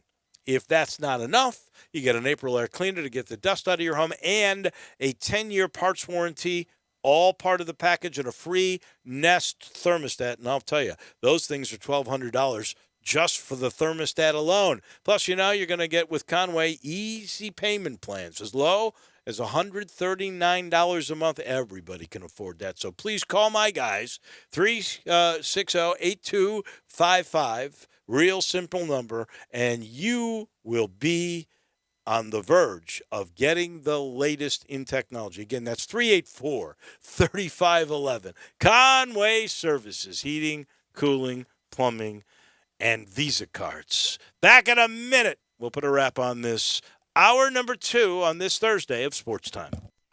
Greg Gaston and Eli Savoy get you through lunch daily from 10 to 1. Well, lunch is served. Only on Sports 56, 98.5 FM, and 96.1 FM. Like, I don't know. Can you just pick something and order? Yeah, but anyway, where are you at? You don't... It only takes 2 seconds of distracted driving to become a statistic. You can lose your driving privileges, your vehicle, face jail time, or even lose or take a life. Slow down, Memphis. The life you save may be your own. Brought to you by the Memphis Police Department, Traffic Operations. Your roommate's vacuuming for the 5th time today. But you have the $5 Chalupa Cravings box from Taco Bell, so his vacuuming might as well be the soft hum of purring kittens. And your loud neighbors turn into a telenovela with the beefy 5-layer burrito and chips and nacho cheese sauce plus a medium drink. Jorge, ven y bésame, mi amor. With the $5 Chalupa Cravings box from Taco Bell, nothing can ruin your bliss. It's value beyond belief. At limited participating locations for a limited time only. Contact store for prices and items which vary. Drinks exclude freezes, tax extra. Join us and get vaccinated on Friday, April 16th and Saturday, April 17th during our community vaccination days at the Pipkin Building from 7 a.m. to 7 p.m. Receive a $20 Kroger or Walmart gift card, Grizzly swag, and BOGO McDonald's coupons while supplies last. Join us and get vaccinated on Friday, April 16th and Saturday, April 17th during our community vaccination days at the Pipkin Building from 7 a.m. to 7 p.m. This Friday and Saturday from 7 a.m. to 7 p.m. at the Pipkin, located at the Liberty Bowl Stadium. It's time, Memphis. Tune in to Bally Sports Southeast and watch your next Gen Grizzlies Friday, April 16th at 7 p.m. when they take on the Chicago Bulls. Presented by FanDuel Sportsbook. Check out Grizzlies.com for more information. At Jason's Deli, when you're dining in or picking up curbside, you can expect wholesome food and no surprises, just delicious sandwiches, crisp salads, and quick quality meals made with the freshest ingredients and no artificial trans fats, MSG, high fructose corn syrup, or artificial colors and dyes. Around here, a lot of thought goes into what we put into our food and what we take out of it, because you're not just taking a bite, you're getting a taste of who we are. New items are constantly being created to expand our menu for all tastes and special diets with vegan and gluten-free options available. Convenience and on-time delivery you can count on. It's just a click away at jasonsdeli.com, so whether you need to feed 5 people or 5,000, the team at Jason's Deli, they have the credentials and the commitment to keep you satisfied. Freshness is nearby at Jason's Deli with locations at Ridgeway in the Park Place Center, Poplar and Highland, Germantown Road in Cordova, and on Goodman Road in Olive Branch. Jason's Deli. It's wholesome food and no surprises. Now, more of Sports Time on Sports 56 with Wolo and Stats. This hour of Sports Time is brought to you by Homer Skelton Hyundai. Here once again are Dave Woloshin and Brad Norsworthy.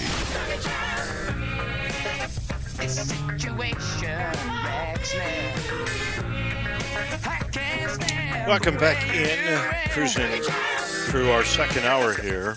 Don't forget, coming up at 5, lots of Tiger talk. Including Greg Gaston talking Tigers, and then Ryan Silverfield will join us at 5:30.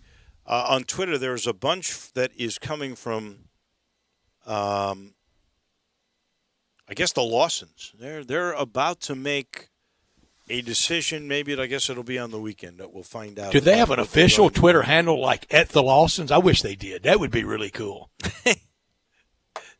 They are all over the place. That is for sure. Keelan Lawson tweeted today, "Don't realize what's important too late." So maybe home is important. If we try to read, that's deep thoughts by Zebo. Deep thoughts, isn't it? All of that, yeah. Give me that profundity again. I want to just really kind of take that all in again. It is basically, this just came across. Don't realize what's important too late. Very good. So maybe that means home is important. I don't know. We can only read between the lines. And Dave, we got a winner on the trivia question, but all right. The fine print kind of gets him because he's such a contributor at WHBQ, but he's not paid. He should be. He's so great, and he's so good at what he does. Our friend John Varlas, he helps us out too. 7 no-hitters in 2012 and 2015. Done. That's the record for in a year. Man, that's a lot. He nails the Cardinal pitcher too. I vote John Varlas gets the Germantown Commissary 6-pack. I do too. Done. I do too. John Varlas, you you're win. Winner. To my text line, you win. And Bud Smith in 2001. Oh wow! And Bud Smith may have been 5'9". Oh, it's Just 190. You know what? You and I, we think alike. I was going to say, who has a skinnier waist? Bud Smith from 2001 or Will Zalatoris? But Bud Smith was just a little bitty guy. It really hurt him. He had good stuff. He was just too little to be an effective big league pitcher. And he was good with the Redbirds, and they got him up. He had the no-hitter in 2001, and then I'd have to look to see. I bet Bud Smith didn't win 5 games after that. I don't know. Big league level. I don't know, but I do remember he and I'm digging to find out. Will Zalatoris, who finished second at Augusta at age 24. Those are the 2 skinniest big-time athletes I have ever seen in my life. It just looks little like guys. Yeah. Also, you know, I must tell you, I am confused here. So the word has come now. The NCAA has tweeted out that they have passed the transfer portal rule that we knew was going to take effect after tonight, right? In my quick look at this, and I've even texted Mike DeCourcy to try to find this out. So they talk about this being more fair and equitable for the student athlete today, where they can now, I'll read the exact quote here, is the way it is. Allowing student athletes a one-time opportunity to transfer and compete immediately provides a uniform, equitable, and understandable approach that benefits all student athletes. The decision is consistent with Division I's goal of modernizing its rules to prioritize student-athlete opportunity and choice. That comes from Dr. John A. Steinbrecher. Okay, that's great. We get that. I have yet to see in any clarification here that you get that one transfer in your career. Do you get another one as a grad transfer? Will you then have 2 moves with immediate eligibility if you are able to finish in 4 years or 3 years with summers and you didn't take a red shirt, will you get another move without having to sit out if you get a grad student eligibility? I'm really curious. No one seems to know the clarification on that. No one does. I think you should. I think you have to. You can't take a kid who's a grad student and make him sit out another year, can you? What's he going to do? Bud Smith only won 7 games total in his career. Wow. So that's crazy. I don't remember this at all, but he did win a LDS game against Arizona, and that was a great series and a heartbreaking loss to that series. Arizona propelled them on to upsetting the Yankees that year. I think the Cardinals would have been the beneficiary of it. I don't remember him in the postseason at all. Well, he had a couple of bright nights for sure in Major League Baseball. Playoff win and a no-hitter, and only seven wins total. That's pretty amazing. So is my friend Ken Garland. Ken Garland Custom Home Builders, been around for 2 generations now. They just build palaces. They have land. They find land for you. And they do renovations. They make your old home a modern palace. See what I'm talking about? Go to kengarland.com and then give him a call. He loves chatting, 751-1632. Here's the thing you'll come to really like about Ken. He sees little details, big picture all at once, and he knows the big decision and the commitment you're making, which is why he works closely with all of his clients. And you know you're going to get this. You're going to get quality construction on time, on budget.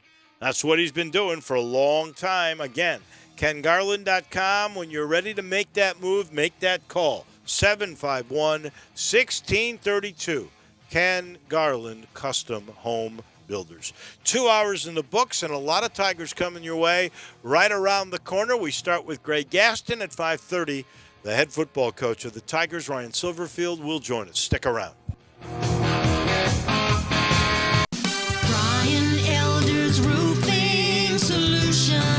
2021 is finally here. Might I suggest we start the wonderful new year with a makeover for your beautiful house. I'm Brian Elder. I'm a roofer. I fix roofs. Don't let them tell you that it has to be replaced when all it may need is some love. 867-0303. Let me love on your roof. I've made quite the reputation over the last decade as the guy to call after the insurance company denies the claim. Overturning a claim that has gone bad is an art form where you argue county code, manufacturer specs, and details of your policy that they have to abide by. So let me see it first. If I say it's a claim, it's a claim. 867-0303. Money is free at Brian Elder Roofing with 0% financing for half a decade. I'll measure your roof from outer space and get you a quote right over the phone. 867-0303 or BrianElderRoofing.com. Call 867-0303. Brian Elder's Roofing Solutions. Nestled in the heart of East Memphis, located corner of Park and Cherry, is a beautiful residential neighborhood. I'm here at Town Village Audubon Park interviewing a new resident, Carolyn. Share with us why you chose Town Village. Well, if your parents or special friends need to make that big move, let me share with you my experience. It was tough for me to leave home, but then I discovered Town Village. I would like to highly recommend Town Village to you and your loved ones. After looking at all the amenities and meeting all the people and staff, I was hooked. From restaurant, bistro, 3 meals per day, housekeeping, transportation, security, health care, physical therapy, exercise room, and even a heated pool and spa. Come see us and make your new home at Town Village.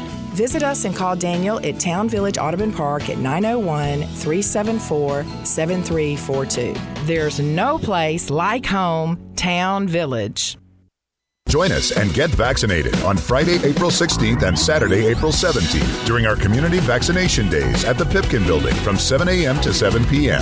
Receive a $20 Kroger or Walmart gift card, Grizzly swag, and BOGO McDonald's coupons while supplies last. Join us and get vaccinated on Friday, April 16th and Saturday, April 17th during our community vaccination days at the Pipkin Building from 7 a.m. to 7 p.m. This Friday and Saturday from 7 a.m. to 7 p.m. at the Pipkin, located at the Liberty Bowl Stadium. Mount Moriah Auto Sales. What sets them apart? Great selection, quality, high-end to low-end cars, and low mileage. Mount Moriah Auto Sales is under new management. Ask for Emmett or Steven. Check out their great selection of cars or trucks. Choose from Dodges, Jeeps, Fords, GMCs, Infinitis, Porsches, Range Rovers, Lexus, Mercedes, BMWs, even Bentleys. Mount Moriah Auto Sales also has a great service department with 12 bays for everything from oil changes to alignment to new tires. Go to MountMoriahAutoSales.com. Pick out your like new car or truck today. Mount Moriah Auto Sales, right on the corner and right on the price. We are Sports 56 WHBQ Memphis, W253DF Memphis, and WIVG Tunica Memphis. Flynn Broadcasting Stations. Welcome back to Sports Time on Sports 56 with Wallo and Stats. This hour of Sports Time is brought to you by DeSoto Auto Sales. Here once again are Dave Woloshin and Brett Norsworthy. Yes, sir, and what an hour it should be with Greg Gaston talking Tigers, and then the head coach of the Memphis Tigers off that first year of very successful and winning that bowl, Ryan Silverfield, with us at the bottom of this hour. This hour brought to you every day by the great people down on Goodman Road at DeSoto Auto Sales. Very proud to serve DeSoto County and the surrounding area. All the cars test-driven, all checked out bumper to bumper, unlimited inventory, every make, every model. And if they don't have it on the lot, they'll go out and find that car for you however you want it. You're treated like family by kind, courteous employees, laid-back atmosphere, no high-pressure sales. They care about your time and want you to enjoy the ultimate car experience. And you walk in the door, within 45 minutes, you can test drive your car, credit approved, paperwork completed, and you're gone in your new car in time to do it right now, immediately after work or over your busy lunch hour at DeSoto Auto Sales. Go online, check out the happy referrals, and look at the beautiful cars at DeSotoAutoSales.com. They're at 5704 Goodman Road, 662-890-7184. Come on down to DeSoto County for that town and country experience you've come to know and love at DeSoto Auto Sales. We've come to know and love Greg Gasson with us every Thursday at this time, talking Tigers. Plenty of Tigers talk today. And it will be a lot more tomorrow night for Friday Night Lights at the Liberty Bowl, tailgating, It is open for everyone, and Greg Gaston every week, brought to you by Rule Smith, your RE/MAX Realtor. Visit yourgermantownagent.com. Yourgermantownagent.com. Thank you, Rule, for being a part of our Talking Tigers team. Presto Shutters, the law offices of Stephen Leffler, Mount Moriah Auto Sales, and Papa Lock. And we go straight to our friend Greg Gaston, who will be a busy man tomorrow, doing interviews on the field, giving some sideline reports for the Facebook Live broadcast that we're going to be doing up in the booth. And a lot of excitement today. Another new transfer portal entry, a guy who was on the Remington Watch Award last year, a starter for the University of Cincinnati. That is Jakari Robinson, who announced he's coming to Memphis. And Memphis lost a few offensive linemen. Now they've gotten one from the Big Ten, one that was all, Remington Watch guy. I mean, another Silverfield home run here. Yeah, good afternoon, gentlemen. And I guess it's to no surprise that Ryan Silverfield, who worked with the offensive lineman before becoming the Tigers head coach, is going out there and he's plucking these O-linemen. And you mentioned Jakari Robinson, Wolo, 6'2", 310-pounder. The guy started 24 games at Cincinnati. Was originally going to transfer for his grad season to Arkansas State because at the time, Memphis and any team in the American Conference, they were not allowing teams to transfer without sitting out a year within the conference. And, of course, Mike Oresco recently announcing the American Conference, announcing that you are allowed to do that. So Jakari Robinson did an about-face. He committed to Ryan Silverfield in Memphis. You mentioned the young man they got from Michigan State a few months ago. They are loading up these offensive linemen. So even though it's going to take a while to find that cohesiveness, they've had the spring to get together and to get to know each other. And now Jakari will be a part of that during the offseason as they try to really mesh together because it all starts with that offensive line. I think certainly the offensive line doesn't go unscathed with the issues they had last year running the football. It was the running backs. It was the offensive line, maybe even a little with the tight end. So the improvement of that offensive line will do an awful lot for the running game next season. And, Greg, we're soon to start getting into some of the earlier magazines, more about a month from now into May, and then when the Bible of preseason magazines comes out from Phil Steele, and I know he's working at it, and I know you guys always have him on in his holy grail. I mean, he worships at the shrine of returning starts career-wise in the offensive line. He doesn't say where. He just says returning number of starts in the offensive line. And just with the ones we've talked about, that adds up to a bunch. Yeah, he does a thorough job, does he not? Phil Steele, he's terrific with that magazine. It's unreal. That's the holy grail for me. I think he's paid by the word because I've never seen more words in a magazine than that one. That's for and sure. The abbreviation. He was the original TY for thank you. Yeah. You have to have great eyesight or a really good pair of glasses to look at some of that small print that he has. But, no, you're right, Brett. And he's absolutely right to have that experience. And, again, we're talking about some new guys. They may be new to Memphis, but they have experience in the Big Ten at Cincinnati in the American Conference. So all it is being able to now come together as one unit. And usually the offensive linemen do a pretty good job in finding that cohesiveness. Just ask Gabe Kuhn, producer of Midday's program, about the O-linemen. So I think they'll find that. I'm really excited about that. So I think that's a really big step. And like I said a moment ago, the running game will be helped immensely by an experienced and altogether cohesive offensive line. And that's probably if you're going to look at the offense, that's the biggest question. Truthfully, will they run the ball better? That will help a new quarterback. That's the question everybody really wants to know is the quarterback. I like to know about the run game because that helps the quarterback. And then who's going to replace Taj Washington as your receiver? Mm-hmm. We know you got a couple of tight ends. And you pretty much have the same offensive coordinator that is still running as the head coach did the scheme that Mike Norvell brought, which is about as exciting as it gets. Look, Kevin Johnson was on our show today. We had both Kevin Johnson and Mike McIntyre on, and I know you got Coach Silverfield coming on in a moment. He's a guy who likes to utilize the tight end. So that was the big news. I think right after the season ended, the first big piece of news was Sean Dykes was returning. And you had some bad news sprinkled in. Taj Washington, as you just mentioned, Wolo, that's a big loss. But there are other guys waiting in the wing to step up. But I think Kevin Johns is really excited with the possibilities that they have offensively. The running game they'll figure it out. There's going to be 2 or 3 running backs that are going to step up, and they're going to be the guys. And you have to have depth, but somebody, and probably more than one, maybe it'll be Clark, who we hoped last year would be that one. Then he got hurt a little bit late in the season, to step up and become that guy. But you have to have multiple running backs. We have been spoiled with these running backs that we've had over the last 3-4 years. These are NFL guys after NFL guys. But to be successful, you guys know you have to run the ball. And then the quarterback situation. And we talked to Kevin about that. What do you expect as far as the QBs tomorrow night for Friday Night Stripes? And he said, we're going to give all 4 equal reps. So it's exactly what we thought it was going to be this spring. They're not coming out of spring naming a starting quarterback. He said there is no rush. They got a long way to go before camp opens up in August.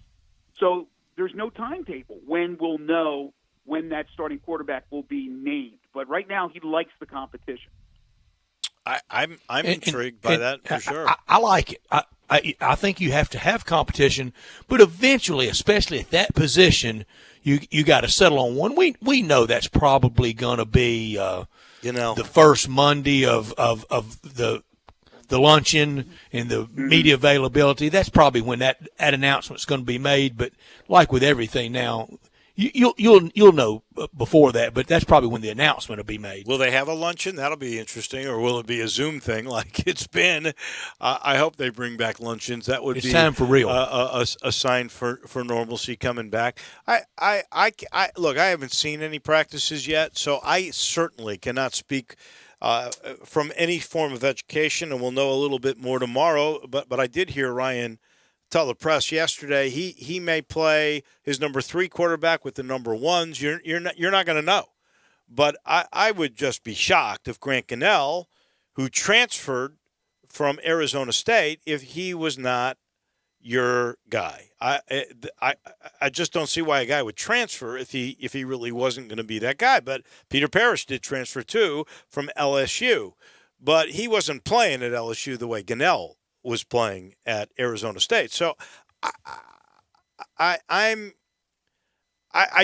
you got to figure in the long run, those two are the guys. I know the freshman apparently has played really well from Texas, but he can be redshirted. I have no idea. What are you hearing, Greg Gaston?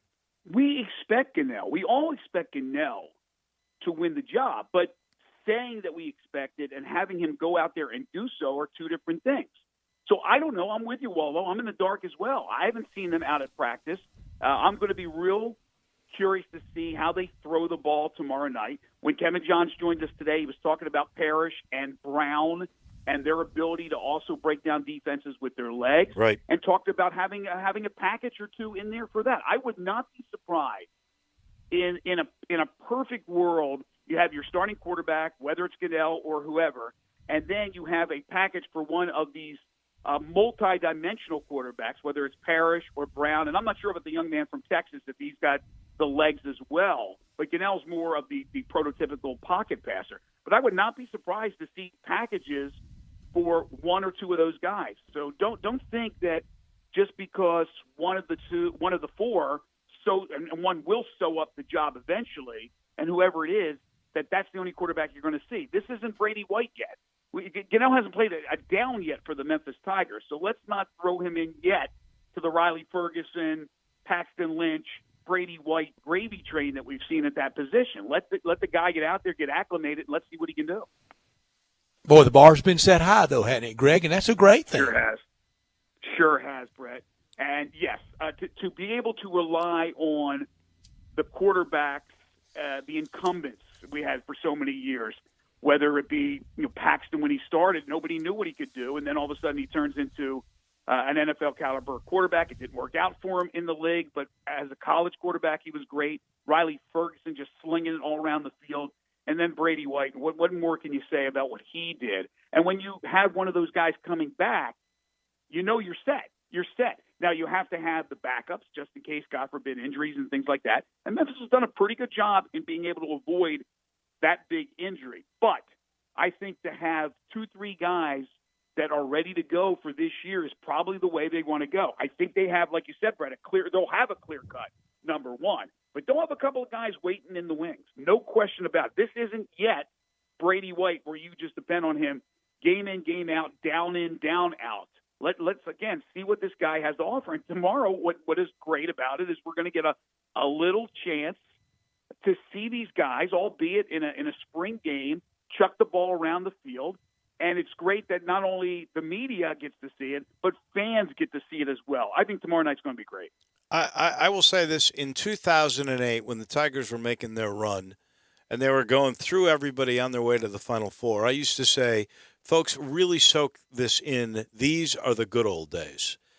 And in reflection of the Tiger football team the last few years, Cotton Bowls, and it just dawned on me when you were talking about running backs. The last 4 running backs that played that position in Memphis are now or will be all in the NFL.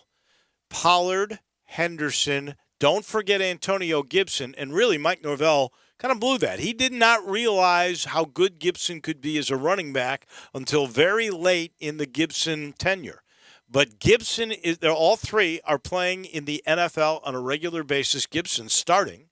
And I think Kenny Gainwell, with his flashy 40 time and guys like Bo Marchand, who were on last night, saying he's going to be a second or third round kind of a guy. He's going to play in the NFL. Now you're just waiting for that next guy. But look what he's got to sell. And then you talk about this quarterback competition, Greg. I can't remember when you would have this many viable entities that are trying to make it. A transfer from an Arizona school, a transfer from LSU, a guy that was considered a 3.5 to 4-star guy in Texas. You never would have seen this kind of thing coming just 10 years ago. Yeah, and let me add, Patrick Taylor, who had the injury in his last year with Memphis, is on I think the Packers practice squad. Right. If he can get healthy, he has an opportunity. I love Patrick Taylor. So, yes, I do have too. These guys at the skilled positions. Now, we were D-back U there for a while, and Memphis produced a number of guys who went to the NFL that were D-backs, and that's pretty cool. That's pretty special. We're kicker U, too. Well. Yes, we've done all right with the kickers. But to have kick returner U. Yes, but to have the running backs. And what it does is it tells all the kids out there, you can come to the American. You don't have to go to the SEC. You don't have to go to the Big 12. You can come to the American. You can play at the University of Memphis, and guess what? Your goal will still be achieved. You will get the exposure, and you will be in the NFL one day if you have that talent. But here's the question. How long can this continue? It's been 4 or 5 straight running backs. Can one of these guys, or more than one of these guys, and I asked Kevin Johns this today, step up to be that next great running back that is headed towards the NFL one day? And he said, look, it's a great question. I don't know that right now. So the way they're recruiting has been fabulous. The name Memphis football now is prominent out there when for a while it was non-existent. So I think there's their possibility to keep this going. I hope somebody emerges, even more than one, this upcoming season. But if not, I think Memphis has laid the groundwork for future skilled position players to come to Memphis and star at Memphis. And Greg, I think that everything that has gone with it, Tiger Lane and the emergence of the fan base growing and the buzz and the atmosphere around the game, I'll never forget, it was an early game, I think 11 o'clock kick, so we were on at 9. I wanted to get to the stadium by 7:15, and I did in 2015 for the Tigers' big win over Ole Miss, 37-24 that day, a day that they, after the first quarter, the Memphis Tigers just thoroughly dominated. And the second I got out of my car that day, you could feel big time. This is big time. I don't know when. Obviously, all roads lead back to D'Angelo, right? But even with D'Angelo, we had the Tommy West presser, which is, and so they weren't where they needed to be. And then you're right, Brett. I mean, then all of a sudden there was a couple of moments that the change made. The hires that they made at head coach, those those guys able to come in here, Justin Fuente and Mike Norvell and now Ryan Silverfield, to be able to recruit players to want to come here and play at the University of Memphis in this great city of ours. It just all happened. It seemed like it happened at once, but there was a lot of hard work behind the scenes to get to this point. But Wolo started this conversation here a couple of minutes ago by saying, just 10 years ago. And he's absolutely right. It's happened in a fairly short period, but it has been such a great run. I don't know why it has to end. It shouldn't have to end. Memphis basketball on the rise. Memphis football has been there. Why can't they both be successful at the same time? I think it can, and I think the league has something to do with that, in particular for football. It does, Dan. Because the American is a much better football league than it is basketball. Best league they've ever been in. And it affords you the visibility, the platform with which you can show off how good you might be. I mean, if they're not in the American, they're not playing in the Cotton Bowl a couple of years ago. I remember, just as long as we're taking walks down memory lane here, for me, the moment I felt like the culture had totally been changed by Justin Fuente came in a loss. But it was a loss where Memphis really competed, and it was in the Rose Bowl against UCLA. That was when I thought, you know what? Fuente is going to get this job done. I told you the story on this segment maybe a couple of months ago. Maybe it was during the football season, and I said I was in Nashville. And, Brett, what was going on? It was an Ole Miss game. Ole Miss and Vandy playing at the Titan Stadium. That's what it was. So I was there. And I was covering that game, not covering, watching it, doing all that. But I was driving home, listening to my good friend Dave Woloshin call the Tigers game. So I knew I could go to that game and then drive back and listen to the Tigers play, and listening to your call and your excitement in your voice, and how it was big play after big play and going toe to toe with the mighty Bruins at the Rose Bowl. That was a great moment. It was, and certainly it was one of those moments you look back at and go, maybe this was a program-changing game, and I think you're right. We got news today. It's official. The portal is legal. Guys can transfer without having to sit out a year, and the council said it's to modernize the rules, and I'm okay with that. But we're not getting clarification. I'm going to ask Ryan Silverfield, unless maybe Greg, you know for sure. Does that throw out the graduate rule, or will we have some guys with the opportunity to move to 3 schools in their career without ever sitting out? That's a good question. I would think that with the grad transfers, they probably can't transfer again. But I don't know that. I don't know that for certain. And also, we got to also emphasize this is a one-time transfer rule without penalty. So this is not something that every player is going to have, 3-4 opportunities and chances to do so. It's a one-time thing without a penalty. So if you transfer again, right, as far as I know, correct me if I'm wrong, then you're going to have to sit out. Well, right? The rules have been where you couldn't leave unless you sat out a year, but if you were a grad student, you could move. And I haven't seen anything that said now the grad rule doesn't apply, but I haven't seen where it says it does. And I'm not getting clarification from that. I'm sure the coaches have to know that. So we'll find out in a little bit from Ryan Silverfield, because he comes your way in about 7 minutes. Before we let you go, though, I know you have unbelievable insight. So are the Lawsons coming here? Eli asked me that on Middays the other day. And from my intel, I thought, and I said, I think they are. And I heard from some people that, I'm not going to say they're in the know, but they got a little bit of clout and a little bit of influence. And I thought maybe that's the direction. But the longer it goes, Wolo, the more I'm thinking maybe it's not going to happen. And I remember your question from last week, which was a great question.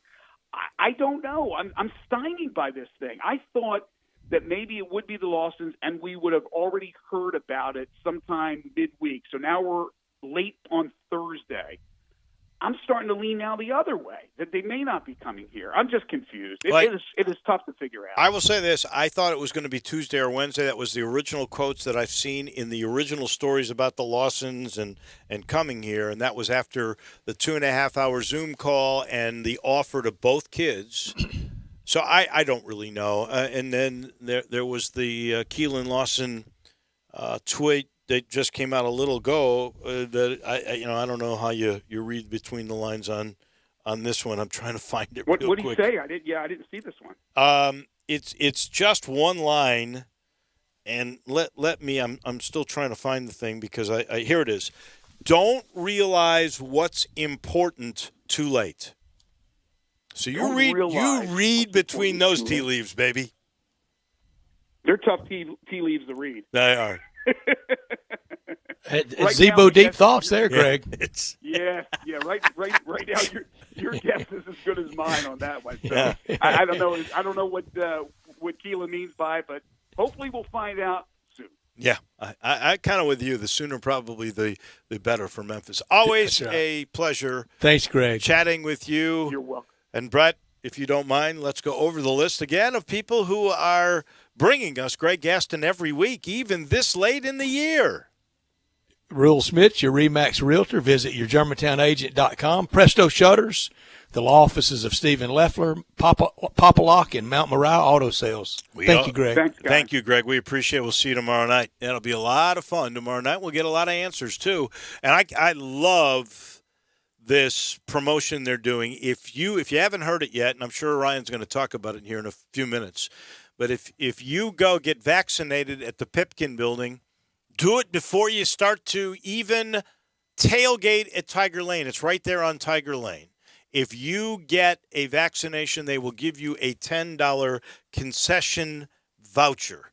So go have a beer and a popcorn or peanuts on the Shelby County Health Department, because if you get vaccinated tomorrow, right before the game, you get the freebie. And this portion of the show also brought to you by Genesis of Olive Branch and Homer Skelton Hyundai, home of the safest vehicle on earth. It's true. Both the Genesis cars and the Hyundai. Hyundai was tied for the safest car in the world the last 2 years. This technology is so good. You get a Santa Fe, an Elantra, a Sonata. They're all incredible cars. They really are, and they last forever. That's why with every new car, Genesis 2, you get a 10-year, 100,000-mile limited powertrain warranty on every new car. And they want to take it a step further with service. This is a group that's been together for 13 years. Every new car, Hyundai or Genesis, you will get a 3-year, 36,000-mile maintenance package. They're going to take care of you.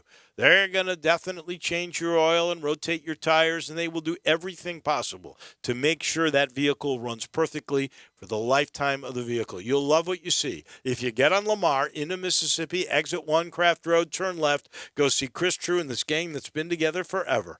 Find out what service is really all about when you go to Homer Skelton Hyundai and Genesis of Olive Branch. The head football coach at the University of Memphis is front and center next. Broadcasting from the Family Leisure Studio.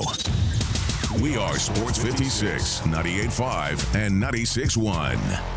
Kelly Erb and I love selling homes. I'm Sheldon Rosengarten, and we are both with Mark's Benstorff Realtors. We sell homes from the river to Germantown and everywhere in between. And Sheldon, don't forget, we sell in all different price range, all the way up and over $1 million in River Oaks. But we also love selling homes and condos to first-time home buyers in Midtown, High Point, and the University of Memphis area. And people aren't aware how much they need our experience and expertise when they're selling their homes. This involves preparation, presentation, and proper pricing combined with our highly successful strategic marketing program with the Shellbucks option. It's hard to beat that combination and our combination. That's right. And if you or someone you know is thinking about selling, remember what people often say, that when you want the job done, call Sheldon and Kelly, of course. You can reach us 24/7 at memphisrelocate.com or 682-1868. That's 682-1868 or memphisrelocate.com. Kelly Erb or Sheldon Rosengarten. Do it now.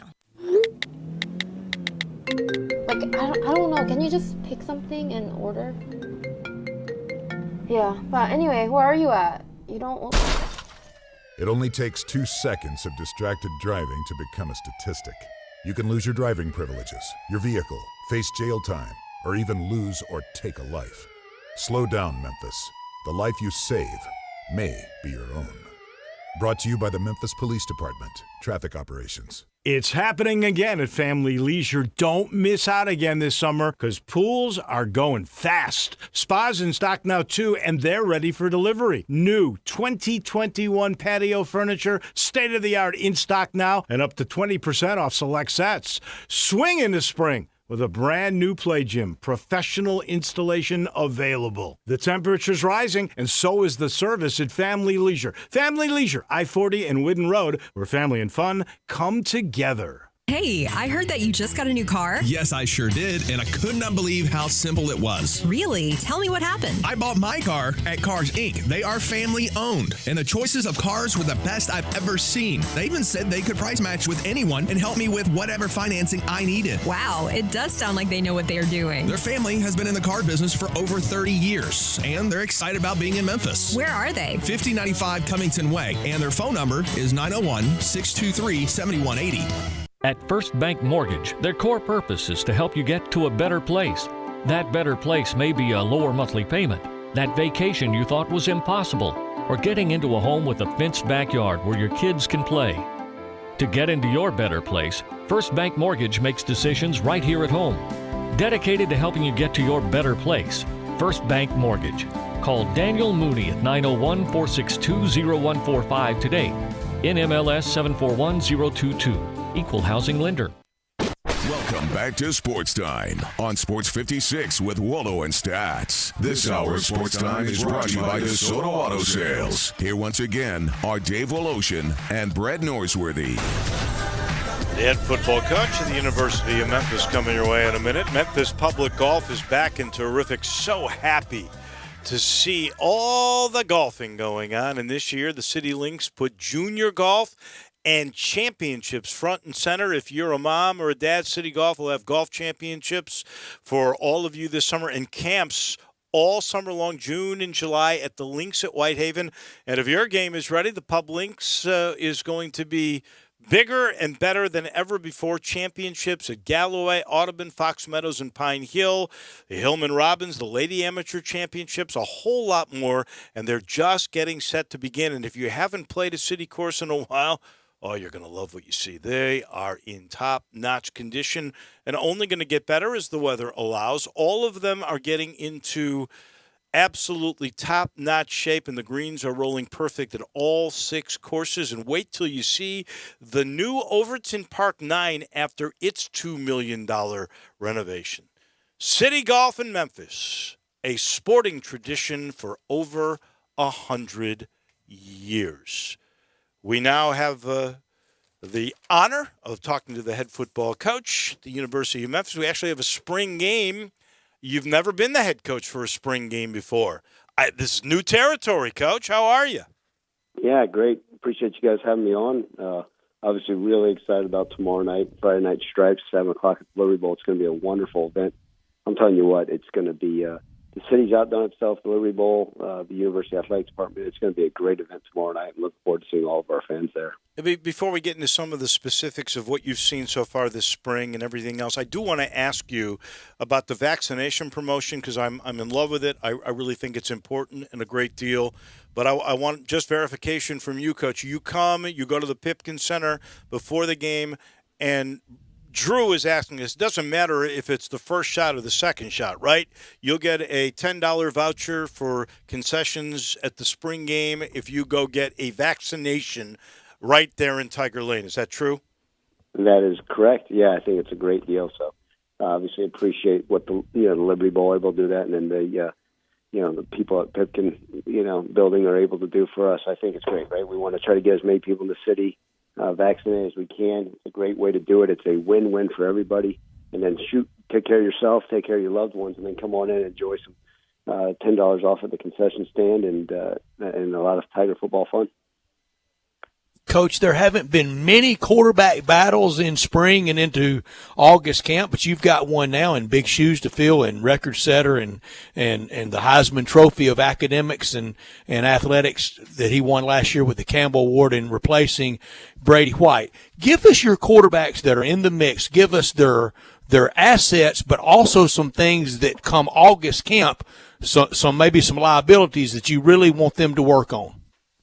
Yeah, look, we're anytime you're replacing a guy that's the all-time winningest quarterback, Brady White, obviously, it's you don't ever want to compare anybody to him, right? The Wayne Campbell Trophy Award winner, all those wonderful accolades that the young man deserved.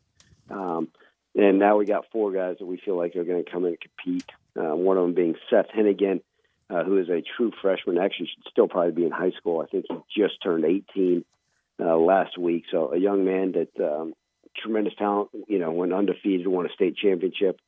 He's got a bright future with our program. Smart kid.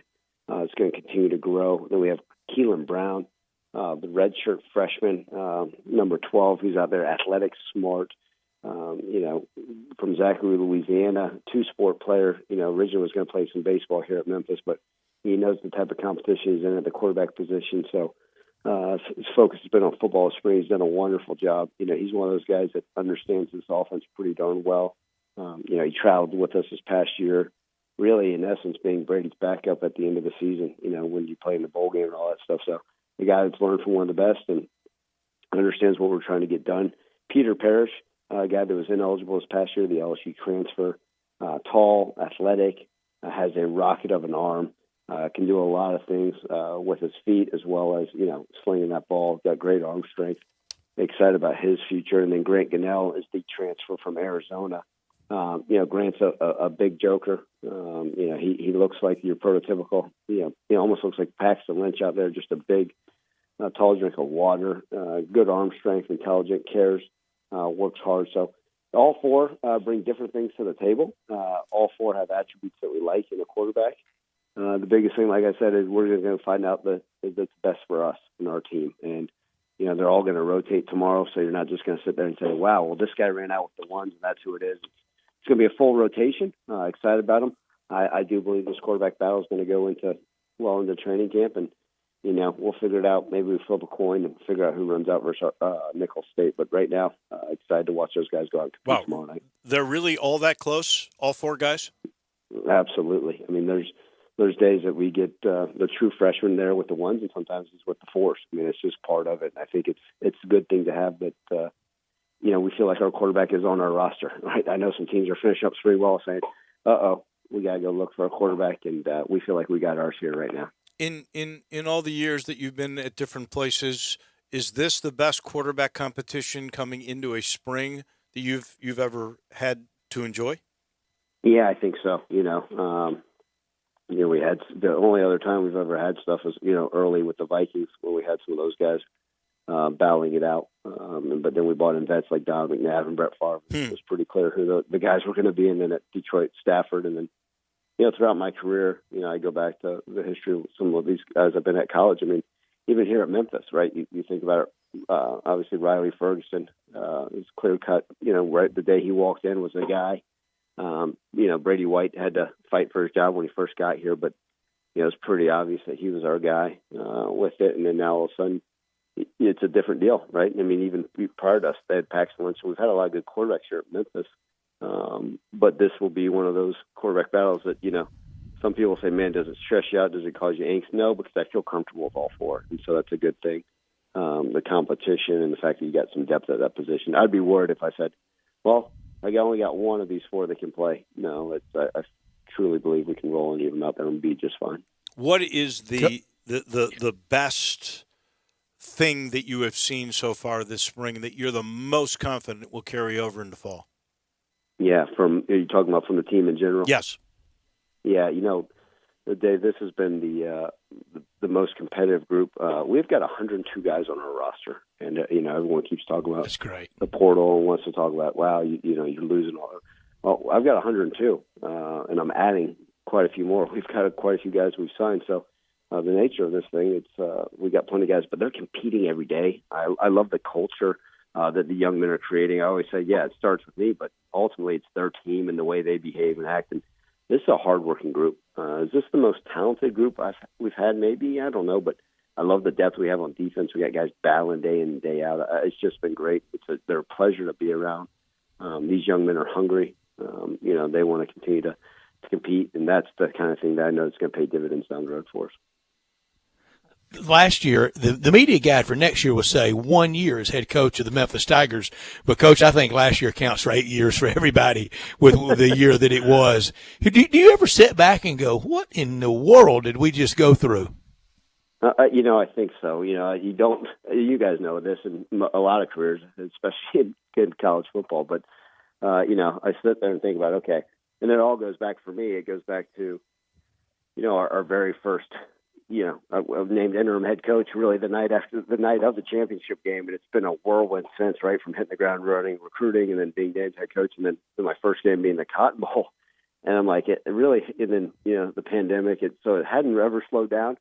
But, I think it was a couple weeks ago, right before spring ball was starting, so almost a month, and I said, wow, I took a deep breath. I said, that this has been crazy, unbelievable, but this is what you cut your teeth on, and I understand that adversity is going to happen in this seat, and I get it, and you almost have to embrace it and understand it's part of the job.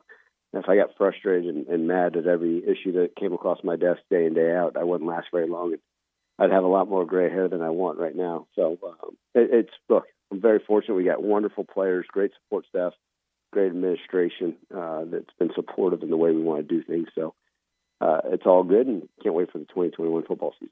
I know that from here on out, the transfer portal is going to be a big part of roster management and what coaches have to think about, and it was officially passed today. There was not a clarification, though. It just basically says that now a student gets one transfer in his career without having to sit out. He gets immediate eligibility. It does not address the transfer rule for grad students. So, Coach, I'm guessing you're the one person that's going to go because no one else has. But is the grad transfer rule still in effect? In essence, you could make two moves without having to sit out. You could play at 3 schools if you become a grad student at the end of your career. How is that all working? Yeah, so, reality, Dave, there's still, it literally as we're on this radio call right now, they are still trying to figure out these rules. I mean, they're coming across the desk as we speak. They're voting on it and discussing. So the reality of it is, yes, you could, but then there's also, you talk to a lot of people throughout, and they just feel like the young men will be able to just transfer at will, so more than one time. And that's just kind of what they're hearing. It's about protecting what the student athlete wants. So there's been guys that have, into the portal just assuming that they can, look, we look throughout college football, there's even guys have been on multiple teams, even without graduating. So they always find ways to, whether it's a waiver, however it works. So I wouldn't be shocked if it just becomes where a guy can show up, not like where he is on the depth chart and leave, or and then go to play on his 3rd or 4th school. I know what people will say, wow, that's not good, but at the end of the day, we've got to constantly, it's about what's the best interest of the student athlete. And some would say, well, that's not the best interest long term. Right. But we're in this day and age, and I get it, right? I mean, people made a big to-do about us, in essence, having guys into the transfer portal. That's part of it. And then I think when it happened to basketball, everyone said, oh my gosh, this is the reality of what it's like today in athletics. And I think we have to have that understanding that we use the new norm when talking about COVID, but now the portal and everything that goes along with it. I mean, we're going to be dealing with NIL stuff here soon, and yep. I think that's going to change the dynamics of everything. So I think these next really 2 to 3 years, and I think you start back with even the COVID year, I think we're going to see the change of things that are occurring throughout college athletics. I think you're seeing some stuff that's occurring in the NFL with teams opting out of practicing in the off season. So it's certainly things that are occurring. And wow. Just guess what? Go with the flow. Constantly have a plan. These plans change, and try to be on top of things. Certainly hard for continuity and for player development, it would seem to me, but I'm with you. I don't think we all know how NIL is going to affect everything. We don't even know the darn transfer rule totally yet. So a lot of this you have to be, as you say, able to go with the flow, since you brought up the portal and transferring, and you've had some go, but you've had a bunch coming in.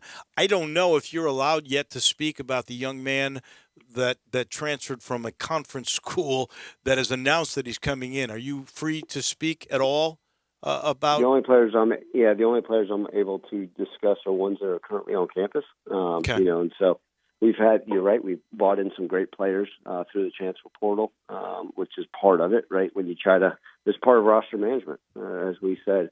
And, we've actually gained some quality guys, even that are walk-ons, that don't count against our scholarship number. And I think that's part of it, right? How do you build your roster? I've told a lot of people, I'm not sitting here trying to mortgage this roster just to bring in a bunch of, seniors and post-grad guys. It's how do we balance this out? Because we still signed, on paper, the best recruiting class in school history. And so we got a great youth movement going on as well. So it's not just about, hey, he's just trying to put Band-Aids on to win. It's about how do we, like you said, the development. I still believe in that. And I think that the teams with the coaches that are willing to develop and pour into these guys at every level will have the most success. Do you now have a recruiting coordinator and a portal coordinator? I think that's part of it. We do have guys in our recruiting department do a great job of handling that and keeping us abreast to everything that's going on. We do have a guy in our recruiting department that strictly looks at that, and you almost have to. Right now there's about 2,000, I believe someone said, and over 2,000 names in there. The reality of this is there won't be 2,000 scholarships available when the music stops, right? It's the musical chairs game. I'm taking a total guesstimate, but my guess is there'll be 1,600 plus young men without spots. And that's the sad reality. And then you talk to high school coaches of 2022 and 2023 young men, and a lot of these coaches don't have room on their roster because anybody you bring in now takes up a spot of a future signee. The signing classes go down as you add people, and the cap's at where it is. Last thing for the head football coach of the University of Memphis, Ryan Silverfield. I think your staff is done now. Dan Gladden moves from tight ends to wide receivers. Brad Salem, who was a consultant for you and came from Michigan State and is really experienced, he's now your tight end coach. And Charles Bankins is your new special teams coordinator. We hardly got to know the guy that was here from Rice because he went to Alabama. You're set now, right? Yeah, look, you never say set in this profession. We know this thing works. I don't know if you ever say that. And look, it's part of we talked about what college football looks like. It's more and more assistant coaches and head coaches are moving on and finding new spots and all that stuff, and that's part of it. We see it. Look, I'm pretty candid and open about this. I was the only coach that was with Mike Norvell for all 4 years. True. Everyone always said, I remember after our first year, oh my gosh, why are all these coaches leaving? Well, look, the reality is everybody's going to do things that are in their own interest, however one way they look at it. And so I've seen it, and I expect it, and I constantly keep a list of people that I respect in this profession. I also try to interview as many people as I can to find the best candidates that fit. It's not necessarily about the best experience, but what's best for our players. And we've got a wonderful coaching staff, like I said. So very fortunate to work with these guys. And look, part of the profession, I'll always be ready, but I really like this group of coaches that's working with our young men. Can't wait to see it all tomorrow night, Coach. Best of luck. We'll see you at the Liberty Bowl. Appreciate Good luck, it. Coach. Thank you. Thank you, guys. Appreciate y'all having me on. I look forward to seeing all the fans tomorrow night at 7 o'clock. Go get vaccinated, and we'll see you in the Liberty Bowl. Thanks. There he is, the head football coach at the U of M. That is Ryan Silverfield. Brought to you in part by Grind City Brewing, and that is the official craft beer of the University of Memphis. You know by now all about Tiger Tail. So good. It started off where you could only get it at its brewery, which is Grind City Brewing, taking care of beerness in Memphis. Well, now this thing was so popular, this malt liquor, that it went to spirit shops. Now it's in Kroger because everybody wants to try Tiger Tail, which is not like your usual malt liquor. It comes in 16-ounce six-packs. It's got 7.5% alcohol, and it is crafted, and it's an art. It's crafted with a bold and smooth flavor and this finish that makes it so incredibly easy drinking. You will love it. Tiger Tail and Grind City Brewing.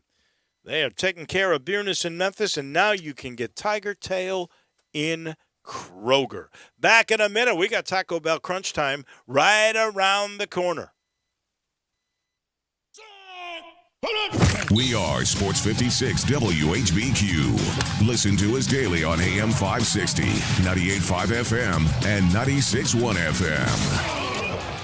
I'm here with the great Pat Donahue from the Rendezvous Restaurant Shipping Department. Thanks, Brett. We've been shipping our ribs all over the country now for decades from our USDA-inspected shipping kitchen in the Pinch District. We hand-cook our ribs in pits that Mr. Charlie built over charcoal, just like they do at the restaurant. So what comes in a rib box? We could do pork shoulder, we could do ribs, our sauce, seasoning, baked beans, coleslaw. We'll even throw in Pancho's cheese dip with our nacho boxes. We also put a bag of Rendezvous seasoned popcorn, heating instructions, some chef hats, some wet naps, and some other helpful tips from our kitchen. We ship our ribs overnight, exclusively FedEx. And we put them in nice packaging. We don't ever want to use styrofoam, so we use corrugated cardboard, actually 2 boxes that fit nice together, so the ribs get to you, your loved ones, or your clients in a safe, wholesome manner. Rendezvous ribs are perfect for out-of-town clients, customers, loved ones. We also ship ribs for any occasion. Where do we order these great ribs? You can go to www.hogsfly.com or give us a call at 1-888-464-7359. Charlie Burgos' Rendezvous Restaurant in the alley since 1948.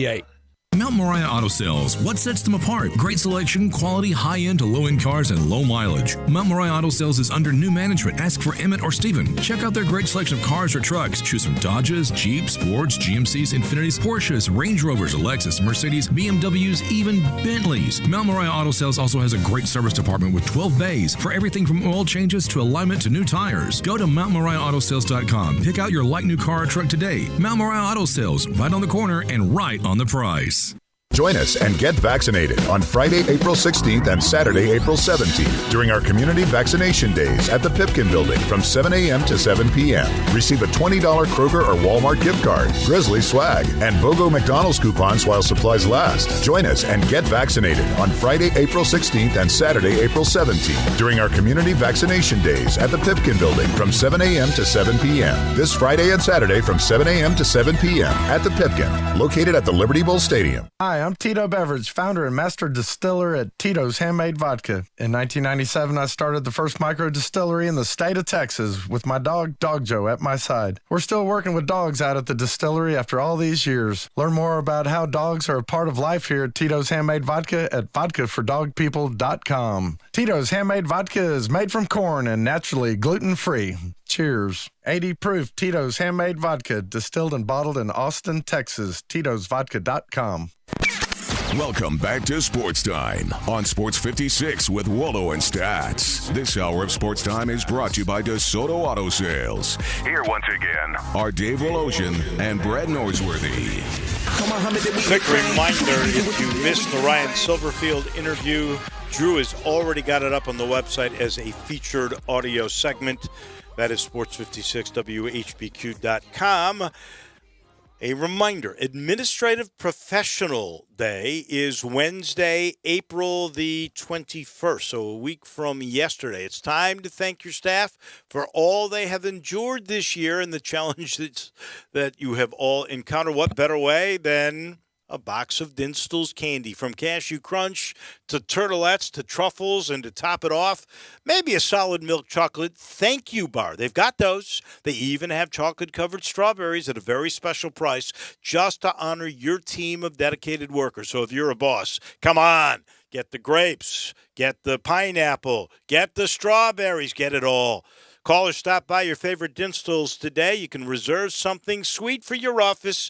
Go to Laurelwood, Germantown, Collierville, Pleasant View, and downtown. Now open Thursday, Friday, Saturday, and Sunday. Dinstall's, made in Memphis and enjoyed by the whole world. It's crunch time.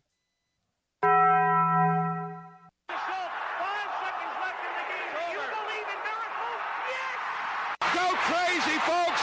Go crazy! This is for all the biggest crunch time. You are looking live. In your life have you seen anything like that? Goodbye! Hello, Boop! Choo-choo! What's happening, big dog? How you doing? It's obviously crunch time. Hammer, nail, coffin, this baby is over. On one, on two, on three, hey! Time for Taco Bell Crunch Time. Taco Bell, home of the crispy tortilla chips, topped with a double portion of either seasoned beef or shredded chicken, plus refried beans, nacho cheese sauce, reduced fat sour cream, guacamole, and a 3-cheese blend. Nachos Bel Grande, heaping portion of chips, topped with ground beef, tomatoes, beans, nacho cheese sauce, and a dollop of sour cream. Taco Bell, home to great food you get on your way home real fast, and they bring you crunch time every day. Learn today, it's always free throws around here, isn't it? Mm-hmm. With the Tigers and with the Grizzlies and miraculous shots at the horn. And I hope the Tiger end of the season was not a preview of the Grizzlies end of the season after that heartbreak, because that was just a tough one to come back from for the Tigers. It was. I learned today we're not very good pickers. I'm going to tie for 17. Well, wait a second. Daniel Berger and Kevin Streelman, my 2 picks, they're right there. They're tied for 8th, but nobody else that made picks is even in those top 8. Cam Smith, Stuart Sink, they're on top at 9 under and 8 under. Here comes Colin Morikawa, Matt Wallace, Charles Howell III, and Billy Horschel, the oldsters. I like my first pick of him, and I was told that it got a wow and a laugh yesterday when Drew gave it out. Sung J M. He's 3 under. He's not bad. Sung J M has a chance in this one. Absolutely. Will's out. A wow and laughter. 3 under. That's never good. Could have done without the hit by pitch, the OHBP in the scoring book. Just 6 no-hitters since 1901, with the only base runner coming on a hit by pitch, and 2 of them in the last week. Max Scherzer in 2015, Kevin Brown 1997, Lou Burdett, once an MVP of a World Series in 1960, and old Hooks Wiltsey in 1908. Hooks had a brother named Snake. Don't ever mess with a family that have brothers named Hooks and Snake. Woo. The Wilts boys were tough. That's tough. I guess I could have done without all this NBA news about Levine in protocol. That really hurts the Bulls if they were ever going to get anything going to try to make the play-in. And as I mentioned earlier, the LaMarcus Aldridge stuff. Here's a guy wanting to end his career, having a chance to maybe win another a ring, and irregular heartbeat.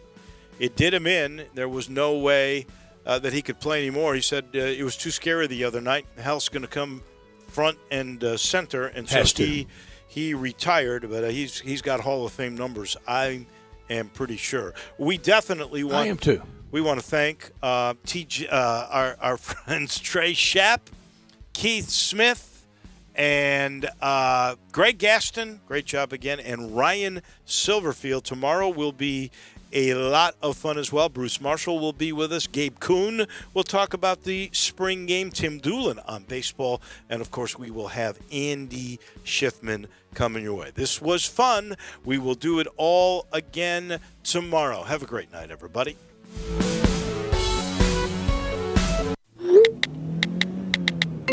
Like, I don't know. Can you just pick something and order?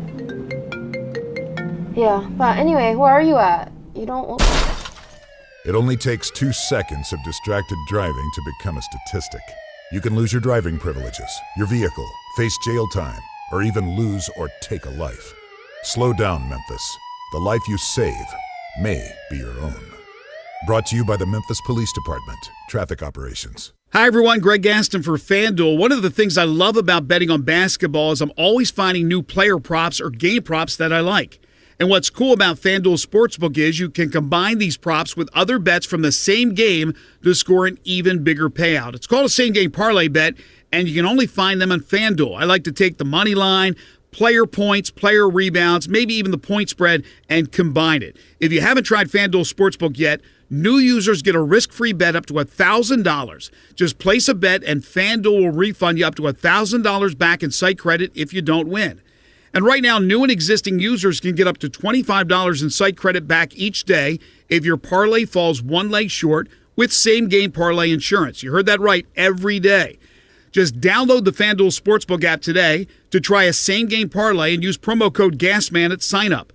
That is promo code GASMAN. Must be 21 or older and present in Tennessee. Refund issued as non-withdrawable site credit that expires in 7 days. Max refund $25. Terms apply. See sportsbook.fanduel.com for details. For problem gambling support, call 1-800-889-9789.